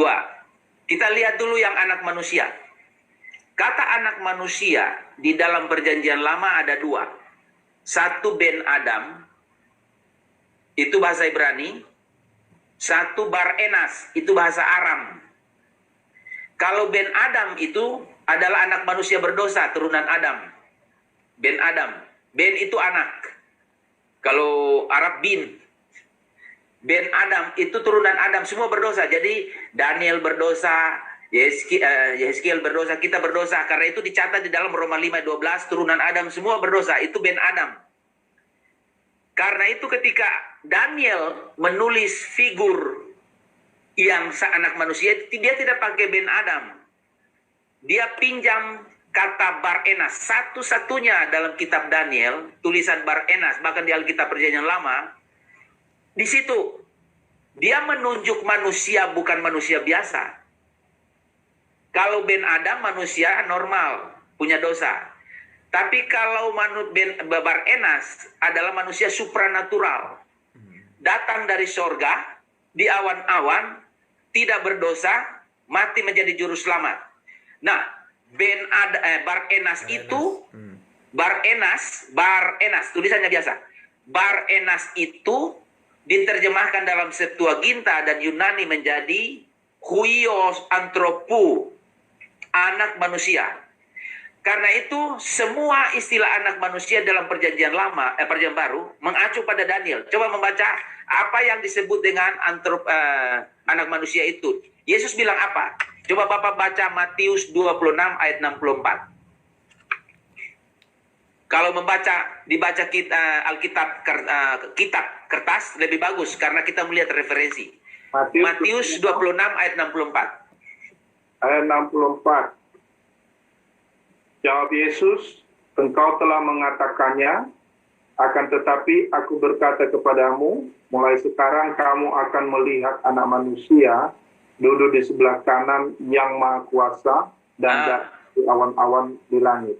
Itu dia. Siapa anak manusia dimaksud Yesus kepada orang Yahudi itu? Yesus diri sendiri. Anak manusia itu dipakai di situ adalah huio antropo, anak manusia. Lihat catatan kaki di bawah. Kalau Papa pakai Alkitab kertas, ada nggak di bawah? Ada Daniel 7 ayat 13. Nggak pakai Alkitab kertas, Pak. Oh, kalau ada yang pakai Alkitab kertas, ada di antara kita? Ya, ada Daniel 7 ayat 13 ada Pak, ada. Ya. Ada di bawah? Ada. Itu berarti Yesus dan Matius menulis ayat itu menyebut anak manusia diambil dari Daniel 7 ayat 13. Berarti siapa Daniel 7 ayat 13? Yesus. Sedangkan yang lanjut usia itu istilah lagi-lagi. Ada orang mengatakan kalau saya PA kepada ibu-ibu, lanjut usia berarti bapak kita udah lansia ya Pak ya. Bukan itu istilah narasi puisi. Lanjut usia berarti satu wibawa. Dialah Bapa. Di dalam Matius 6:26 dan 24 dikatakan duduk atau di samping apa? Yang Maha Kuasa. Bapa, ada dua pribadi. Jadi mau dibongkar dari manapun, tidak ada data Unitarianisme dalam Alkitab. Yang ada adalah Trinitarian, Tritunggal. Pendekatan apapun, bukti biblikalnya adalah Tritunggal. Ya. Oke. Daniel sendiri melihat, bukan melihat satu pribadi, dua pribadi. Gitu Pak. Ya. Oke. Jelas Pak ya, Pak Ustadz? Bagaimana Jelas, Pak Pak. Sen? Jelas. Makasih, Sudah, Pak. Oke, puji Tuhan. Lanjut kepada pertanyaan yang berikut. Silakan. Yo, masih ada? Ya, silakan. Masih dikasih kesempatan. Masih ada? Mau berbagi atau? Masih bisa satu, Pak? Ya, Pak siapa ini? Masih bisa satu? Halo? Siapa Pak Jack? Masih bisa satu, Pak, dari Cikeas. Iya. Dari Cikeas. Sebelum Daripada ke Lowo. Cikeas, kalau misalnya tidak ada yang lain, kita serahkan kembali ke Pak Jekli. Ada yang lain sebelum Pak Jekli? Ada? Ya, saya Pak. Ya. Oke, baik Pak Robert, silakan. Nanti Oh, Pak ya. Jekli ya, supaya saya yang kebagian. Silakan Pak Ya. Robert, silakan. Ya. Oke. Ya, terima kasih. Selamat malam Habis itu semuanya. saya, Selamat malam Pak Pak Weli. Habis itu saya, Pak. Pak Adolf. Ya. Bagaimana Pak Uce? Bagaimana Pak Uce? Halo. Bagaimana Pak? Terus Pak tadi ada yang ya. Pak Denga tadi Tadi bagaimana Pak? ada suara tuh, mungkin Ya, saya cuma sebentar aja, sedikit. Nanti Pak Robert dulu lah. Oke, selesai Pak Robert, Oke. langsung ke Pak Uce. Ya, Ya. silakan ya. Oke, ya. Terima kasih Pak Weli. Saya sangat senang atas pencerahan malam hari ini. Semuanya sepertinya saya sepakat dengan pemikiran Pak Weli tentang apa yang kita diskusikan malam hari ini. Ya, memang saya sangat setuju dengan konsep Trinitas karena memang di dalam saya pelajari di dalam Kejadian pasal yang pertama, ayat yang pertama sudah dibuktikan demikian. Karena dikatakan pada mulanya Allah menciptakan. Allah di situ kan di dalam bahasa Ibrani Elohim. Elohim itu dipakai kata plural, bukan singular, plural. Itu ditemukan dalam ayat 27. Elohim di situ. Jadi iya, betul Pak. Jadi dari Kejadian 1 ayat yang 1 sudah dinyatakan demikian. Jadi itu bagi saya pribadi, saya nggak terlalu permasalahkan soal itu. Saya percaya dan saya terima konsep Trinitas. Kedua Pak, ini persoalan klasik yang dari zaman ke zaman yang saya pelajari. Dan saya percaya bahwa ini akan terus menjadi persoalan di dalam kalangan kekristenan. Karena apa? Trinitas ini adalah mystery of God. Adalah sesuatu misteri yang sulit dimengerti oleh manusia 100%. Kita bisa memberikan pencerahan, bisa memberikan penjelasan, tapi tetap ini adalah suatu misteri yang bagi manusia sulit untuk comprehend, untuk menangkap. Makanya disinilah timbul kenapa terjadi perdebatan-perdebatan.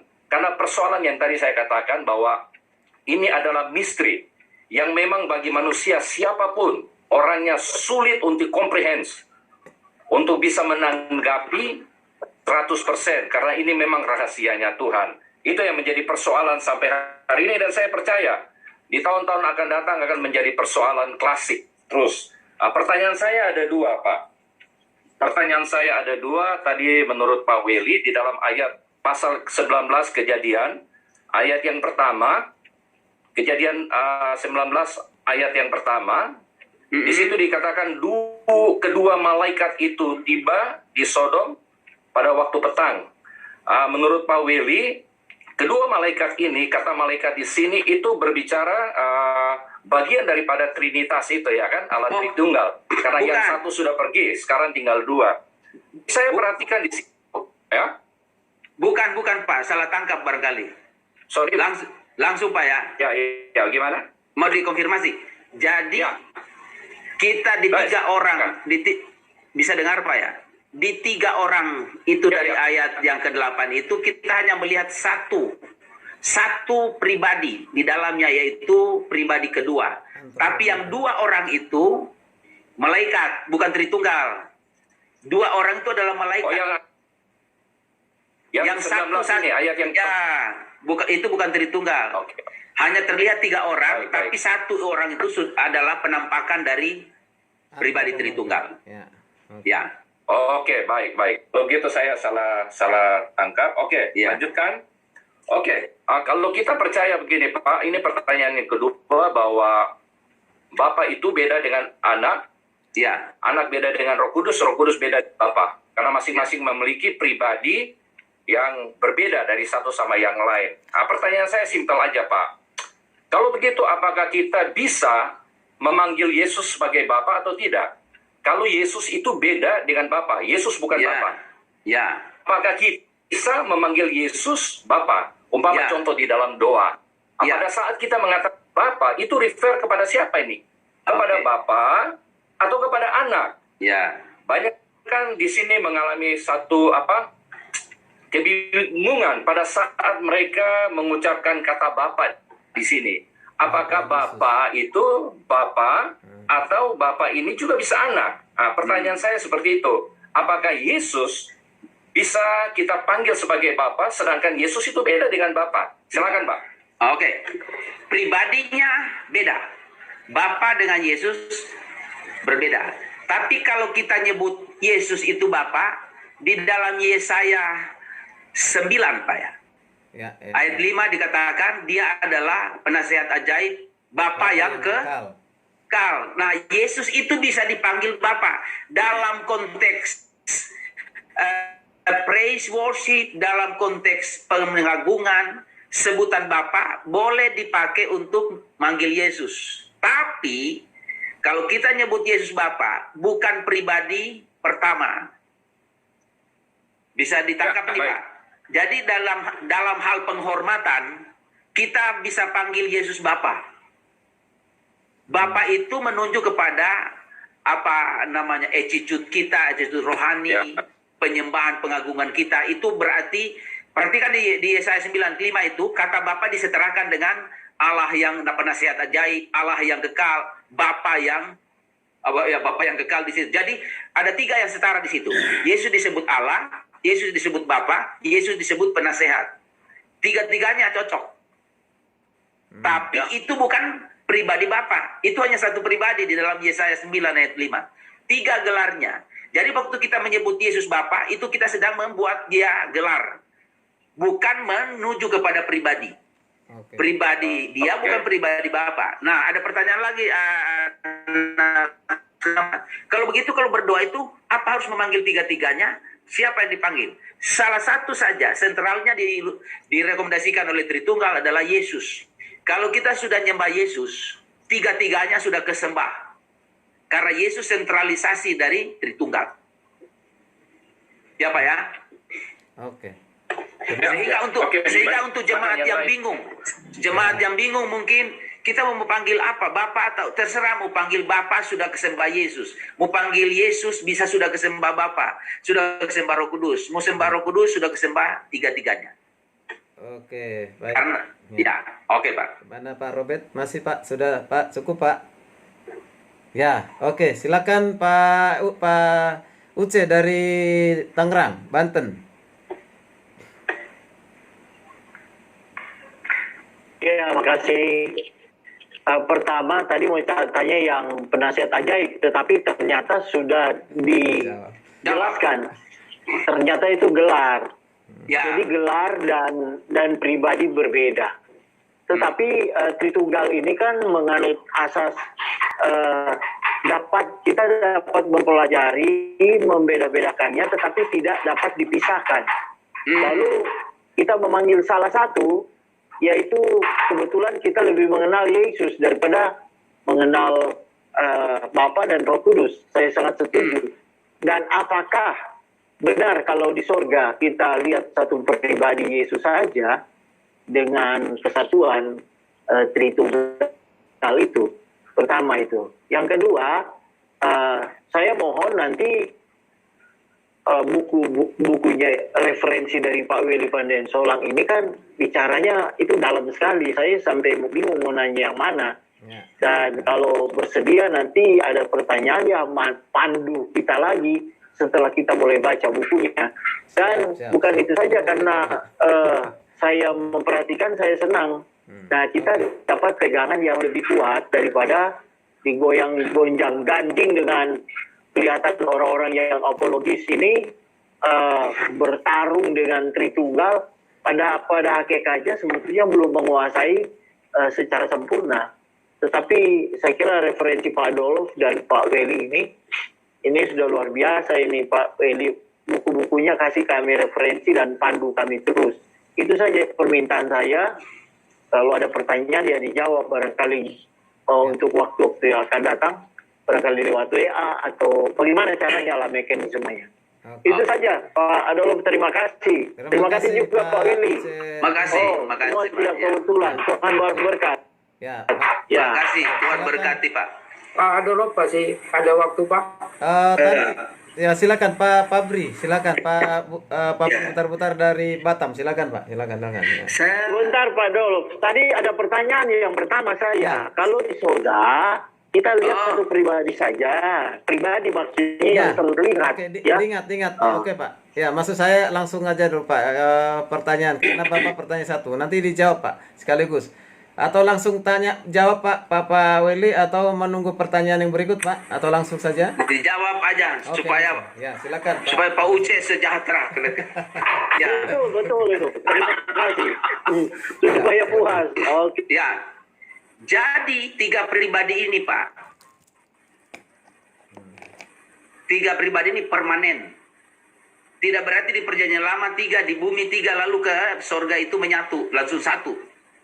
Lihat Yesus naik ke sorga, duduk di sebelah kanan Allah Bapa. Bahasa manusia, mata manusia belum bisa menerjemahkan. Masih bingung mungkin. Nanti kalau kita ke sorga, kita tidak bertanya lagi. Kok 3 ya?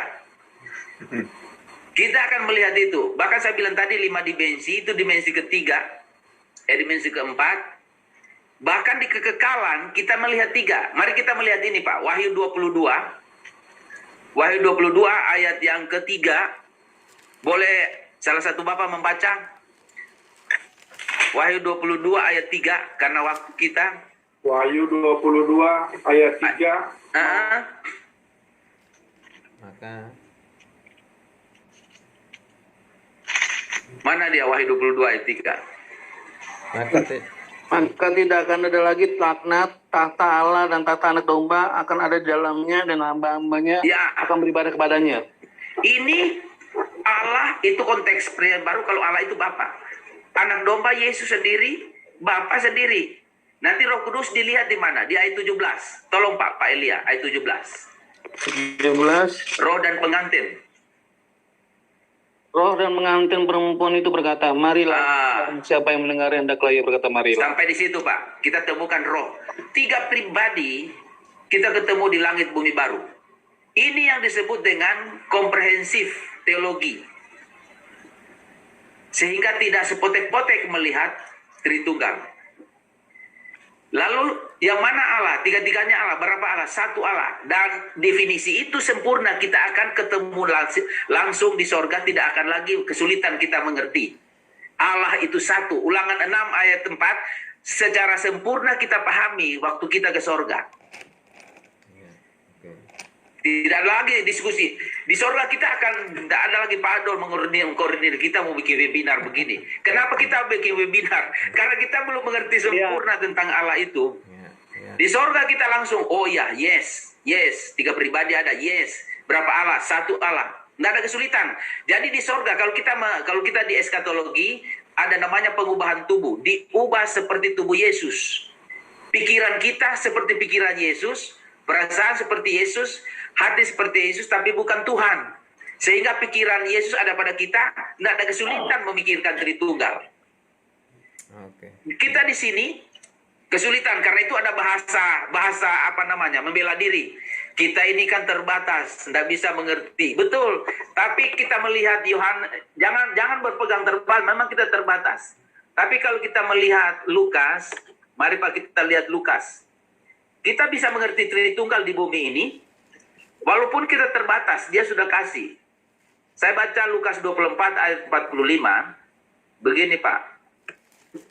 Lukas 24 ayat 45. Lalu ia membuka pikiran mereka, sehingga mereka mengerti kitab suci. Saya tidak percaya orang bilang, saya percaya begini, kita terbatas, amin. Tapi saya tidak yakin, tidak percaya, mentang-mentang kita terbatas, lalu kita tidak mengerti Alkitab. Saya tidak yakin. Kalau kita berusaha dengan pimpinan Roh Kudus, kita bekerja keras menyelidiki Alkitab, lengkap menyelidiki Alkitab dengan bahasa aslinya, dengan ini, kita mengerti Allah sebatas ditulis Alkitab. Tidak bisa menguasai kesempurnaan Allah secara total. Yang mungkin ya di luar nalar kita, di luar tulisan para rasul nabi. Tapi selama kejadian sampai Wahyu, Roh Kudus sudah menjamin kita bisa mengerti. Yang penting mau bekerja keras. Oke. Baik. Ya, itu Pak. Baik. Bagaimana Pak Uce? Pak Denga? Sudah jelas Pak? Artinya pencerahan ini saya ucapkan terima kasih. Oke. Ada harapan yang lebih terang ke depan. Amin. Luar biasa. Luar biasa. Saya tanya terakhir, Pak. Ya, Mau silakan. tanya. Pak Fabri dulu, Pak. Pak Fabri dulu. Kasih kesempatan dulu yang belum, Pak ya. Ya, Pak Fabri dari Batam, silakan. Baik, terima kasih. Ya. Baik, terima kasih atas waktu yang diberikan bagi saya. Saya perkenalkan nama saya Pak Pendeta Fabri Bentar. Melayani di organisasi Gereja Bethel Indonesia yang saat ini sedang sukacita Pak, jangan bilang sedang redup, sedang sukacita Bethel. Iya. Sedang bersinar. Dan saya pelayanan di Kota Batam. Dan pertama sekali juga saya berterima kasih kepada Bapak Welly yang telah membuka semua memori saya kembali tentang Kristologi. Tadi sempat saya tinggalkan ini ruangan karena mengambil diktat saya waktu kuliah di STI. Terasa tak asing lagi ku dengar tentang sejarah itu terus kan. Jadi waktu saya belajar Kristologi di STI, Sekolah Tinggi Teologi Injil Indonesia Batam, ya kan? Terasa nggak asing. Jadi rasanya bangkit kembali lagi belajar. Jadi kan memang selama ini kalau jemaat bertanya gimana tentang Tritunggal, jadi aku bilang begini, udahlah berdoa aja lah sama Tuhan Yesus, yang penting Yesus adalah sentral dalam Alkitab. Tak usah yang lain-lain. Haleluya. Aku bilang kan? Dan berikan dasarnya begini, kenapa saya ajar mereka begitu tentang nama Yesus, dan tolong bantu saya Pak tentang pemahaman tentang ini. Ini dasar saya memang salah satu untuk juga sekaligus menghindari perdebatan Tritunggal kepada jemaat, ya kan? Yohanes pasal 17 ayat 11 sampai 12. Apakah memang benar Pak itu nama Allah Bapa adalah nama yang diberikan kepada Yesus? Apakah maksudnya nama Yesus Kristus? Tolong Pak berikan pencerahan bagi kami dari kitab Yohanes pasal 17 ayat 11 sampai 12. Terima kasih Pak. Oke. Ya. Langsung saja Pak Welly, silakan Pak. Ya, masih diselidiki Pak. Nama Bapa bukan itu. Ya. Kalau Yesus itu nama manusianya. Ya. Yesus itu Yesus dari kata Yasa.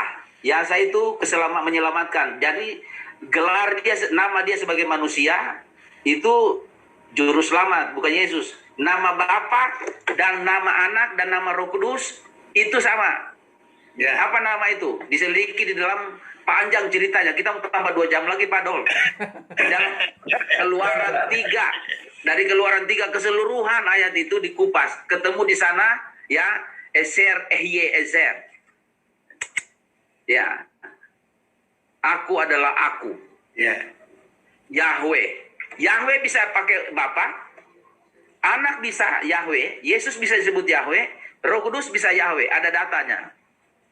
Tapi nanti untuk logikanya masih tambah lagi. Begini Pak, saya mau tanya lagi. Tolonglah berikan masukan ya sama saya ini. Apakah saya salah mengajar jemaat? Ya udahlah, berdoa aja sama Tuhan Yesus, itu kok sentral Alkitab. Sudah betul. Selain kita menghindar jemaat bertanya, pakailah jawaban begitu. Ada jawabannya mantap tadi. Sentralnya Yesus sudah begini, Pak. Pokoknya nyebut praise worship Yesus aja terus selama ibadah 2 jam. Jadi tunggal sudah bersuka cita. Haleluya. Karena Yesus sentralnya. Yesus sentralnya. Tidak harus menyebut 3 itu. Kalau menyebut 3, kadang-kala ada orang menyebut 3 begitu. Dulu ada guru saya, Kres Marantika, dia kalau berdoa, di Rabu 3-nya. Bapa, Anak, Allah Abraham, Allah Ishak. Betul. Allah Abraham, Ishak, Yakub, Bapa, Anak, dan Roh Kudus. Doa makan juga begitu. Oh ya, itu mungkin keyakinannya. Tapi kalau kita nyebut nama Yesus saja, Tritunggal sudah ada di dalamnya.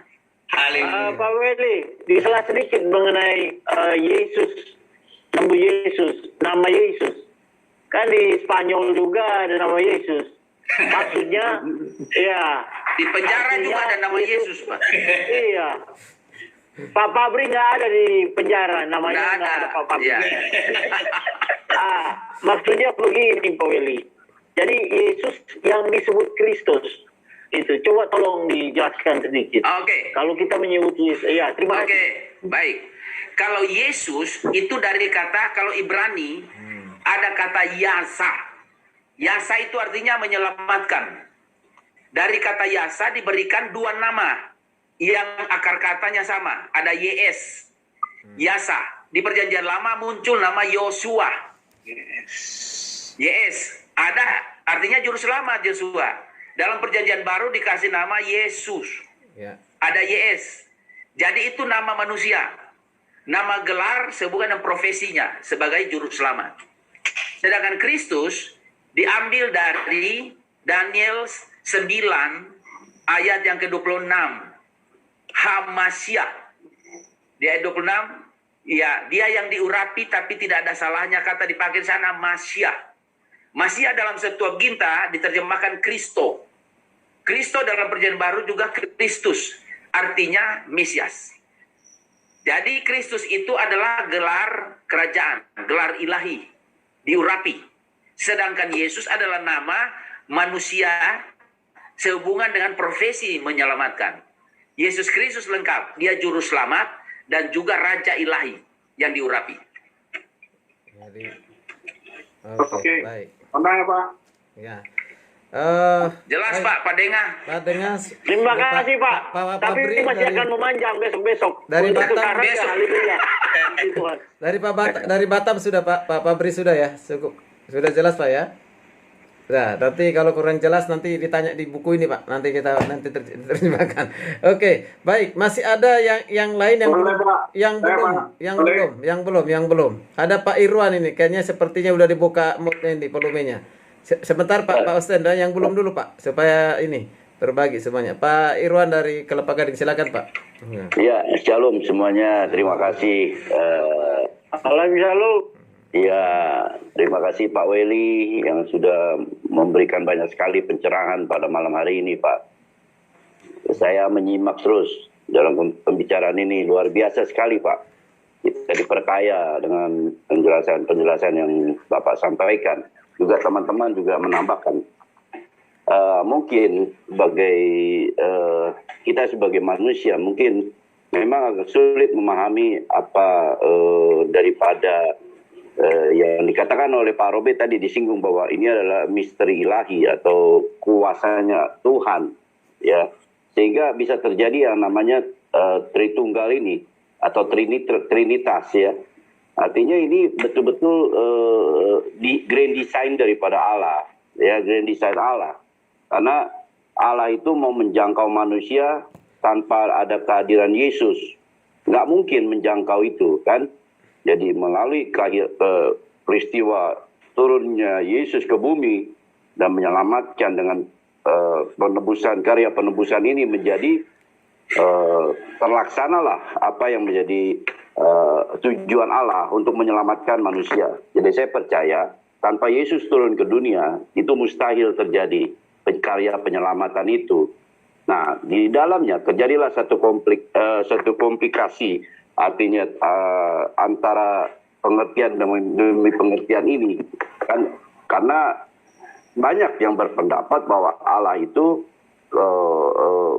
bisa, kenapa kok bisa disalib begitu kan. Nah ini banyak sekali pengertian-pengertian yang demikian, karena memang tidak terjangkau pemikiran itu, sehingga tidak mengerti apa itu maksud dan tujuannya Allah.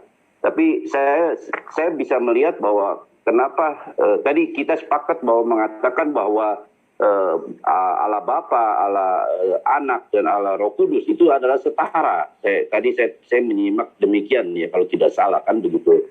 Jadi itu semua sama, setara. Jadi kalau kita panggil Yesus, otomatis semua sudah digenapi gitu. Kita panggil Bapa, kita panggil, semuanya ada. Tapi mungkin ada ayat-ayat kontradiktif yang menimbulkan pertanyaan-pertanyaan,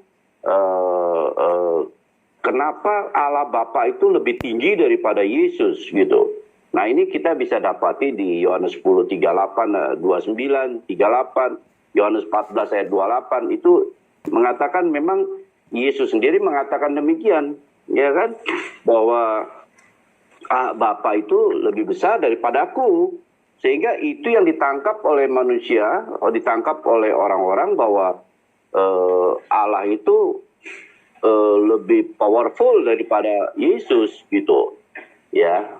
Nah inilah yang menjadi permasalahannya, perbedaan itu terjadi di situ gitu.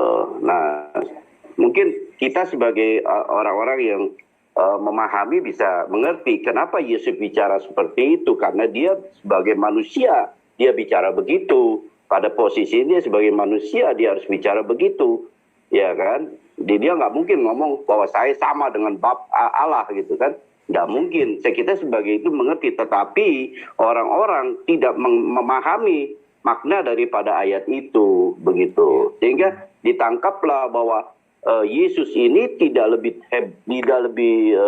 berkuasa daripada Bapa gitu kan, ya kan. Nah di situ kalau saya melihatnya, dengan adanya ayat-ayat yang tidak bisa dipahami, kontradiktif, sehingga menimbulkan asumsi yang berkembang menjadi hal-hal yang menjadi liar begitu ya.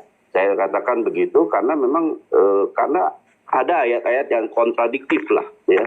Nah ini pendapat saya Pak ya. Sekali lagi kita memang di dalam hal ini memang tidak boleh sembarang juga untuk menerjemahkan, tetapi kita perlu hikmat Tuhan juga untuk memahami ayat ini gitu. Nah itu aja sih Pak. Tapi ya saya hari ini saya bersyukur saya bisa dapat penjelasan yang lebih detail lagi dari Pak Welly, bahwa itu pada hakikatnya memang kita Allah Tritunggal ada pada hakikatnya satu, adalah sama begitu kan. Tapi ya sekali lagi saya sampaikan bahwa ada ayat-ayat yang sehingga menimbulkan assume ya, jadi perbedaan asumsi sehingga berkembangnya menjadi hal-hal yang membingungkan begitu. Tapi sekali lagi terima kasih, Tuhan memberkati. Baik Pak Irwan, apa itu perlu ditanggapi Pak Welly narasumber? Ya. Jadi tadi ada pertanyaan, mau ditanggapi saja. Boleh saja memang orang mengatakan ayat kontradiktif. Kontradiktif dalam tanda petik. Berarti membutuhkan kita harus menyelidiki. Setelah diselidiki, ayat tidak kontradiktif. Karena itu diminta pada kita adalah mari kerinduan, keinginan untuk menyelidiki Alkitab. Seperti tadi, misalnya Yohanes, khususnya Yohanes 14 ayat 28, pengakuan Yesus tidak lebih besar dari Bapa. Bapak tadi sudah singgung. Kalau kita tidak belajar itu, kita akan mengatakan Yesus itu rendah. Tadi katakan Bapak itu dia mengatakan itu sebagai manusia. Sehingga dia tidak berbicara kapasitasnya sebagai Allah atau Tuhan pribadi kedua yang setara dengan Bapa. Karena dia merendahkan dirinya, kenosis artinya itu, sehingga dia menjadi manusia, bahkan di Filipi 2 menjadi hamba manusia, bahkan mati di kayu salib. Nah, tidak mungkin dia disamakan dengan Bapa. Dalam konteks itulah. Jadi sebenarnya kontradiktif itu karena kita belum masuk ke dalam. Ya, karena itu kita harus ada waktu, ada waktu untuk belajar formal ini sudah seperti inilah, belajar tidak formal. Setelah dipelajari Pak, sudah bukan jadi misteri lagi. Betul. Ya, setelah dipelajari. Saya begini Pak Weli, makanya saya bilang tadi, kalau kita yang mempelajari, mendalami, kita pasti mengerti. Tetapi ini ayat ini digunakan oleh orang-orang yang tidak mendalami. Mereka hanya melihat hanya di luarnya saja dan akan menjadikan ayat ini sebagai bahan tembakan untuk ke kita, Pak. Nah, itu dia. Ya, karena itu kita bentengi jemaat kita dengan pemahaman kita yang melihat ayat itu secara objektif. Ya. Sudah bagus Pak, betul kata Pak Irwan tadi. Orang lain menggunakan ayat kontradiktif menembak jemaat. Tapi karena itu kita punya kewajiban mengkasih makan jemaat itu dengan pengajaran-pengajaran. Supaya mereka punya pertahanan doktrinal namanya. Oh, kami sudah diajarin oleh gembala atau hamba Tuhan kami di sini. Kami sudah tahu ayat ini. Baik. Betul.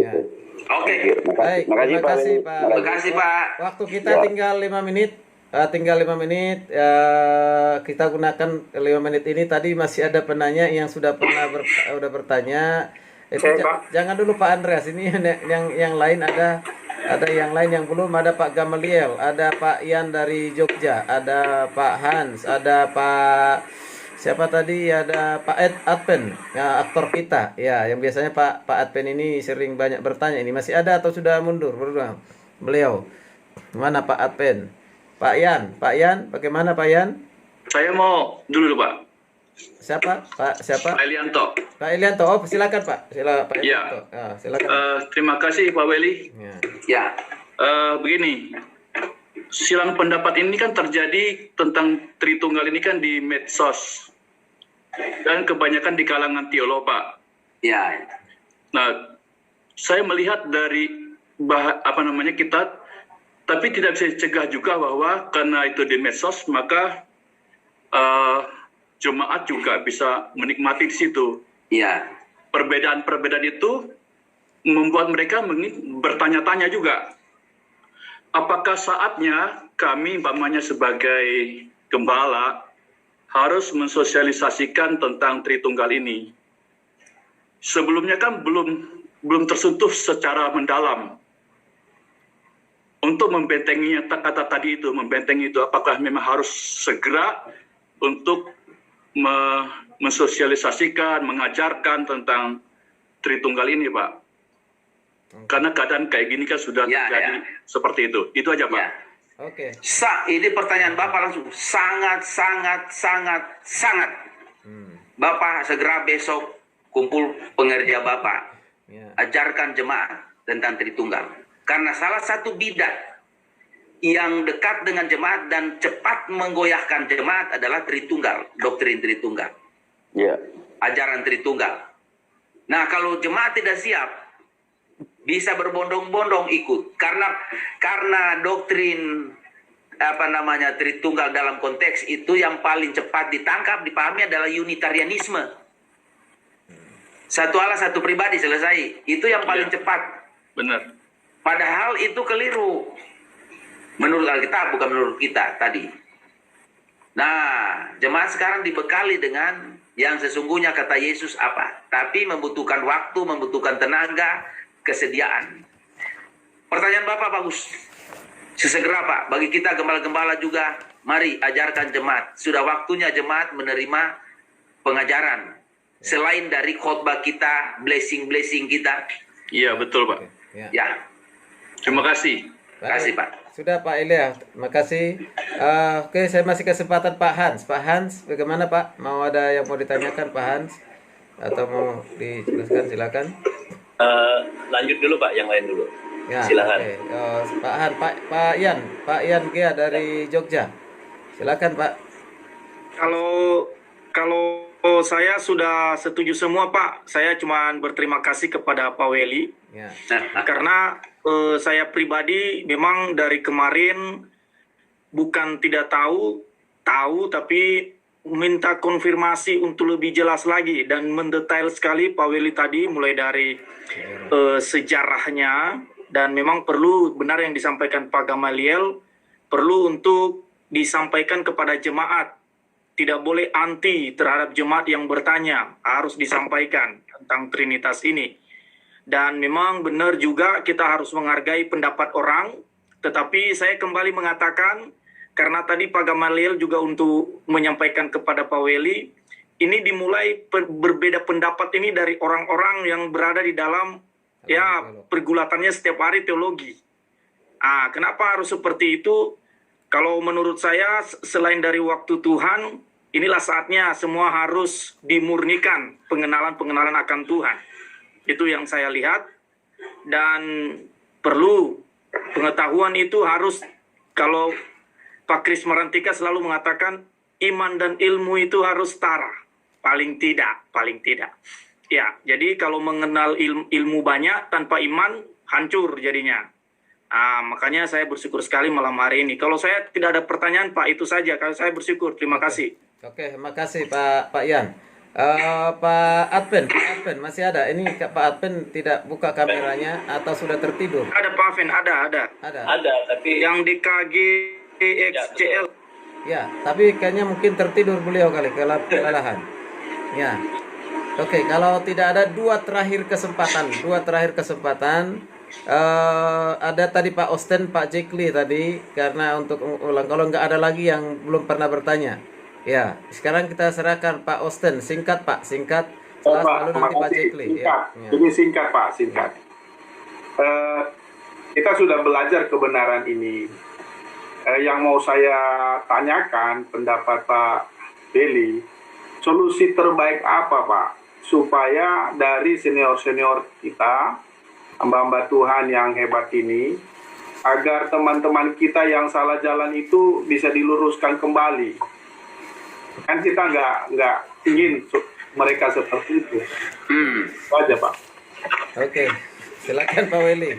Atau langsung tadi dengan Pak Jekli dulu. Pak Jekli silakan Pak, supaya langsung dijawab keduanya. Pak Jekli, singkat Pak, silakan. Terima kasih atas kesempatan. Saya cuma mau tanya mengenai para rasul-rasul setelah Yesus Kristus itu, mereka kan mengikuti Yesus di waktu Yesus hidup sampai dia mati dan dia kembali ke surga. Yesus mengatakan bahwa baptislah mereka dalam nama Bapa, Anak, dan Roh Kudus. Tetapi saya tidak mendapati di kitab para rasul itu ada yang membaptis dalam nama Bapa, Anak, dan Roh Kudus, tetapi dalam nama Tuhan Yesus Kristus. Mungkin itu saja Pak. Terima kasih. Oke. Ya. Oke Pak, silakan Pak Weli langsung. Yang mana dulu? Yang terakhir apa pertama? Ya, terserah Bapak dari mana mulainya. Yang pertama dulu, yang pertama. Ya. Ya, bagaimana solusi? Untuk senior tadi bisa ditarik gitu Pak ya? Ya. Ideologi, ya? Formulasi Pak Pak Weli. Jadi formulasinya itu, ada kan kita menggunakan Bapa, Anak, Roh Kudus. Ada bukan itu. Iya.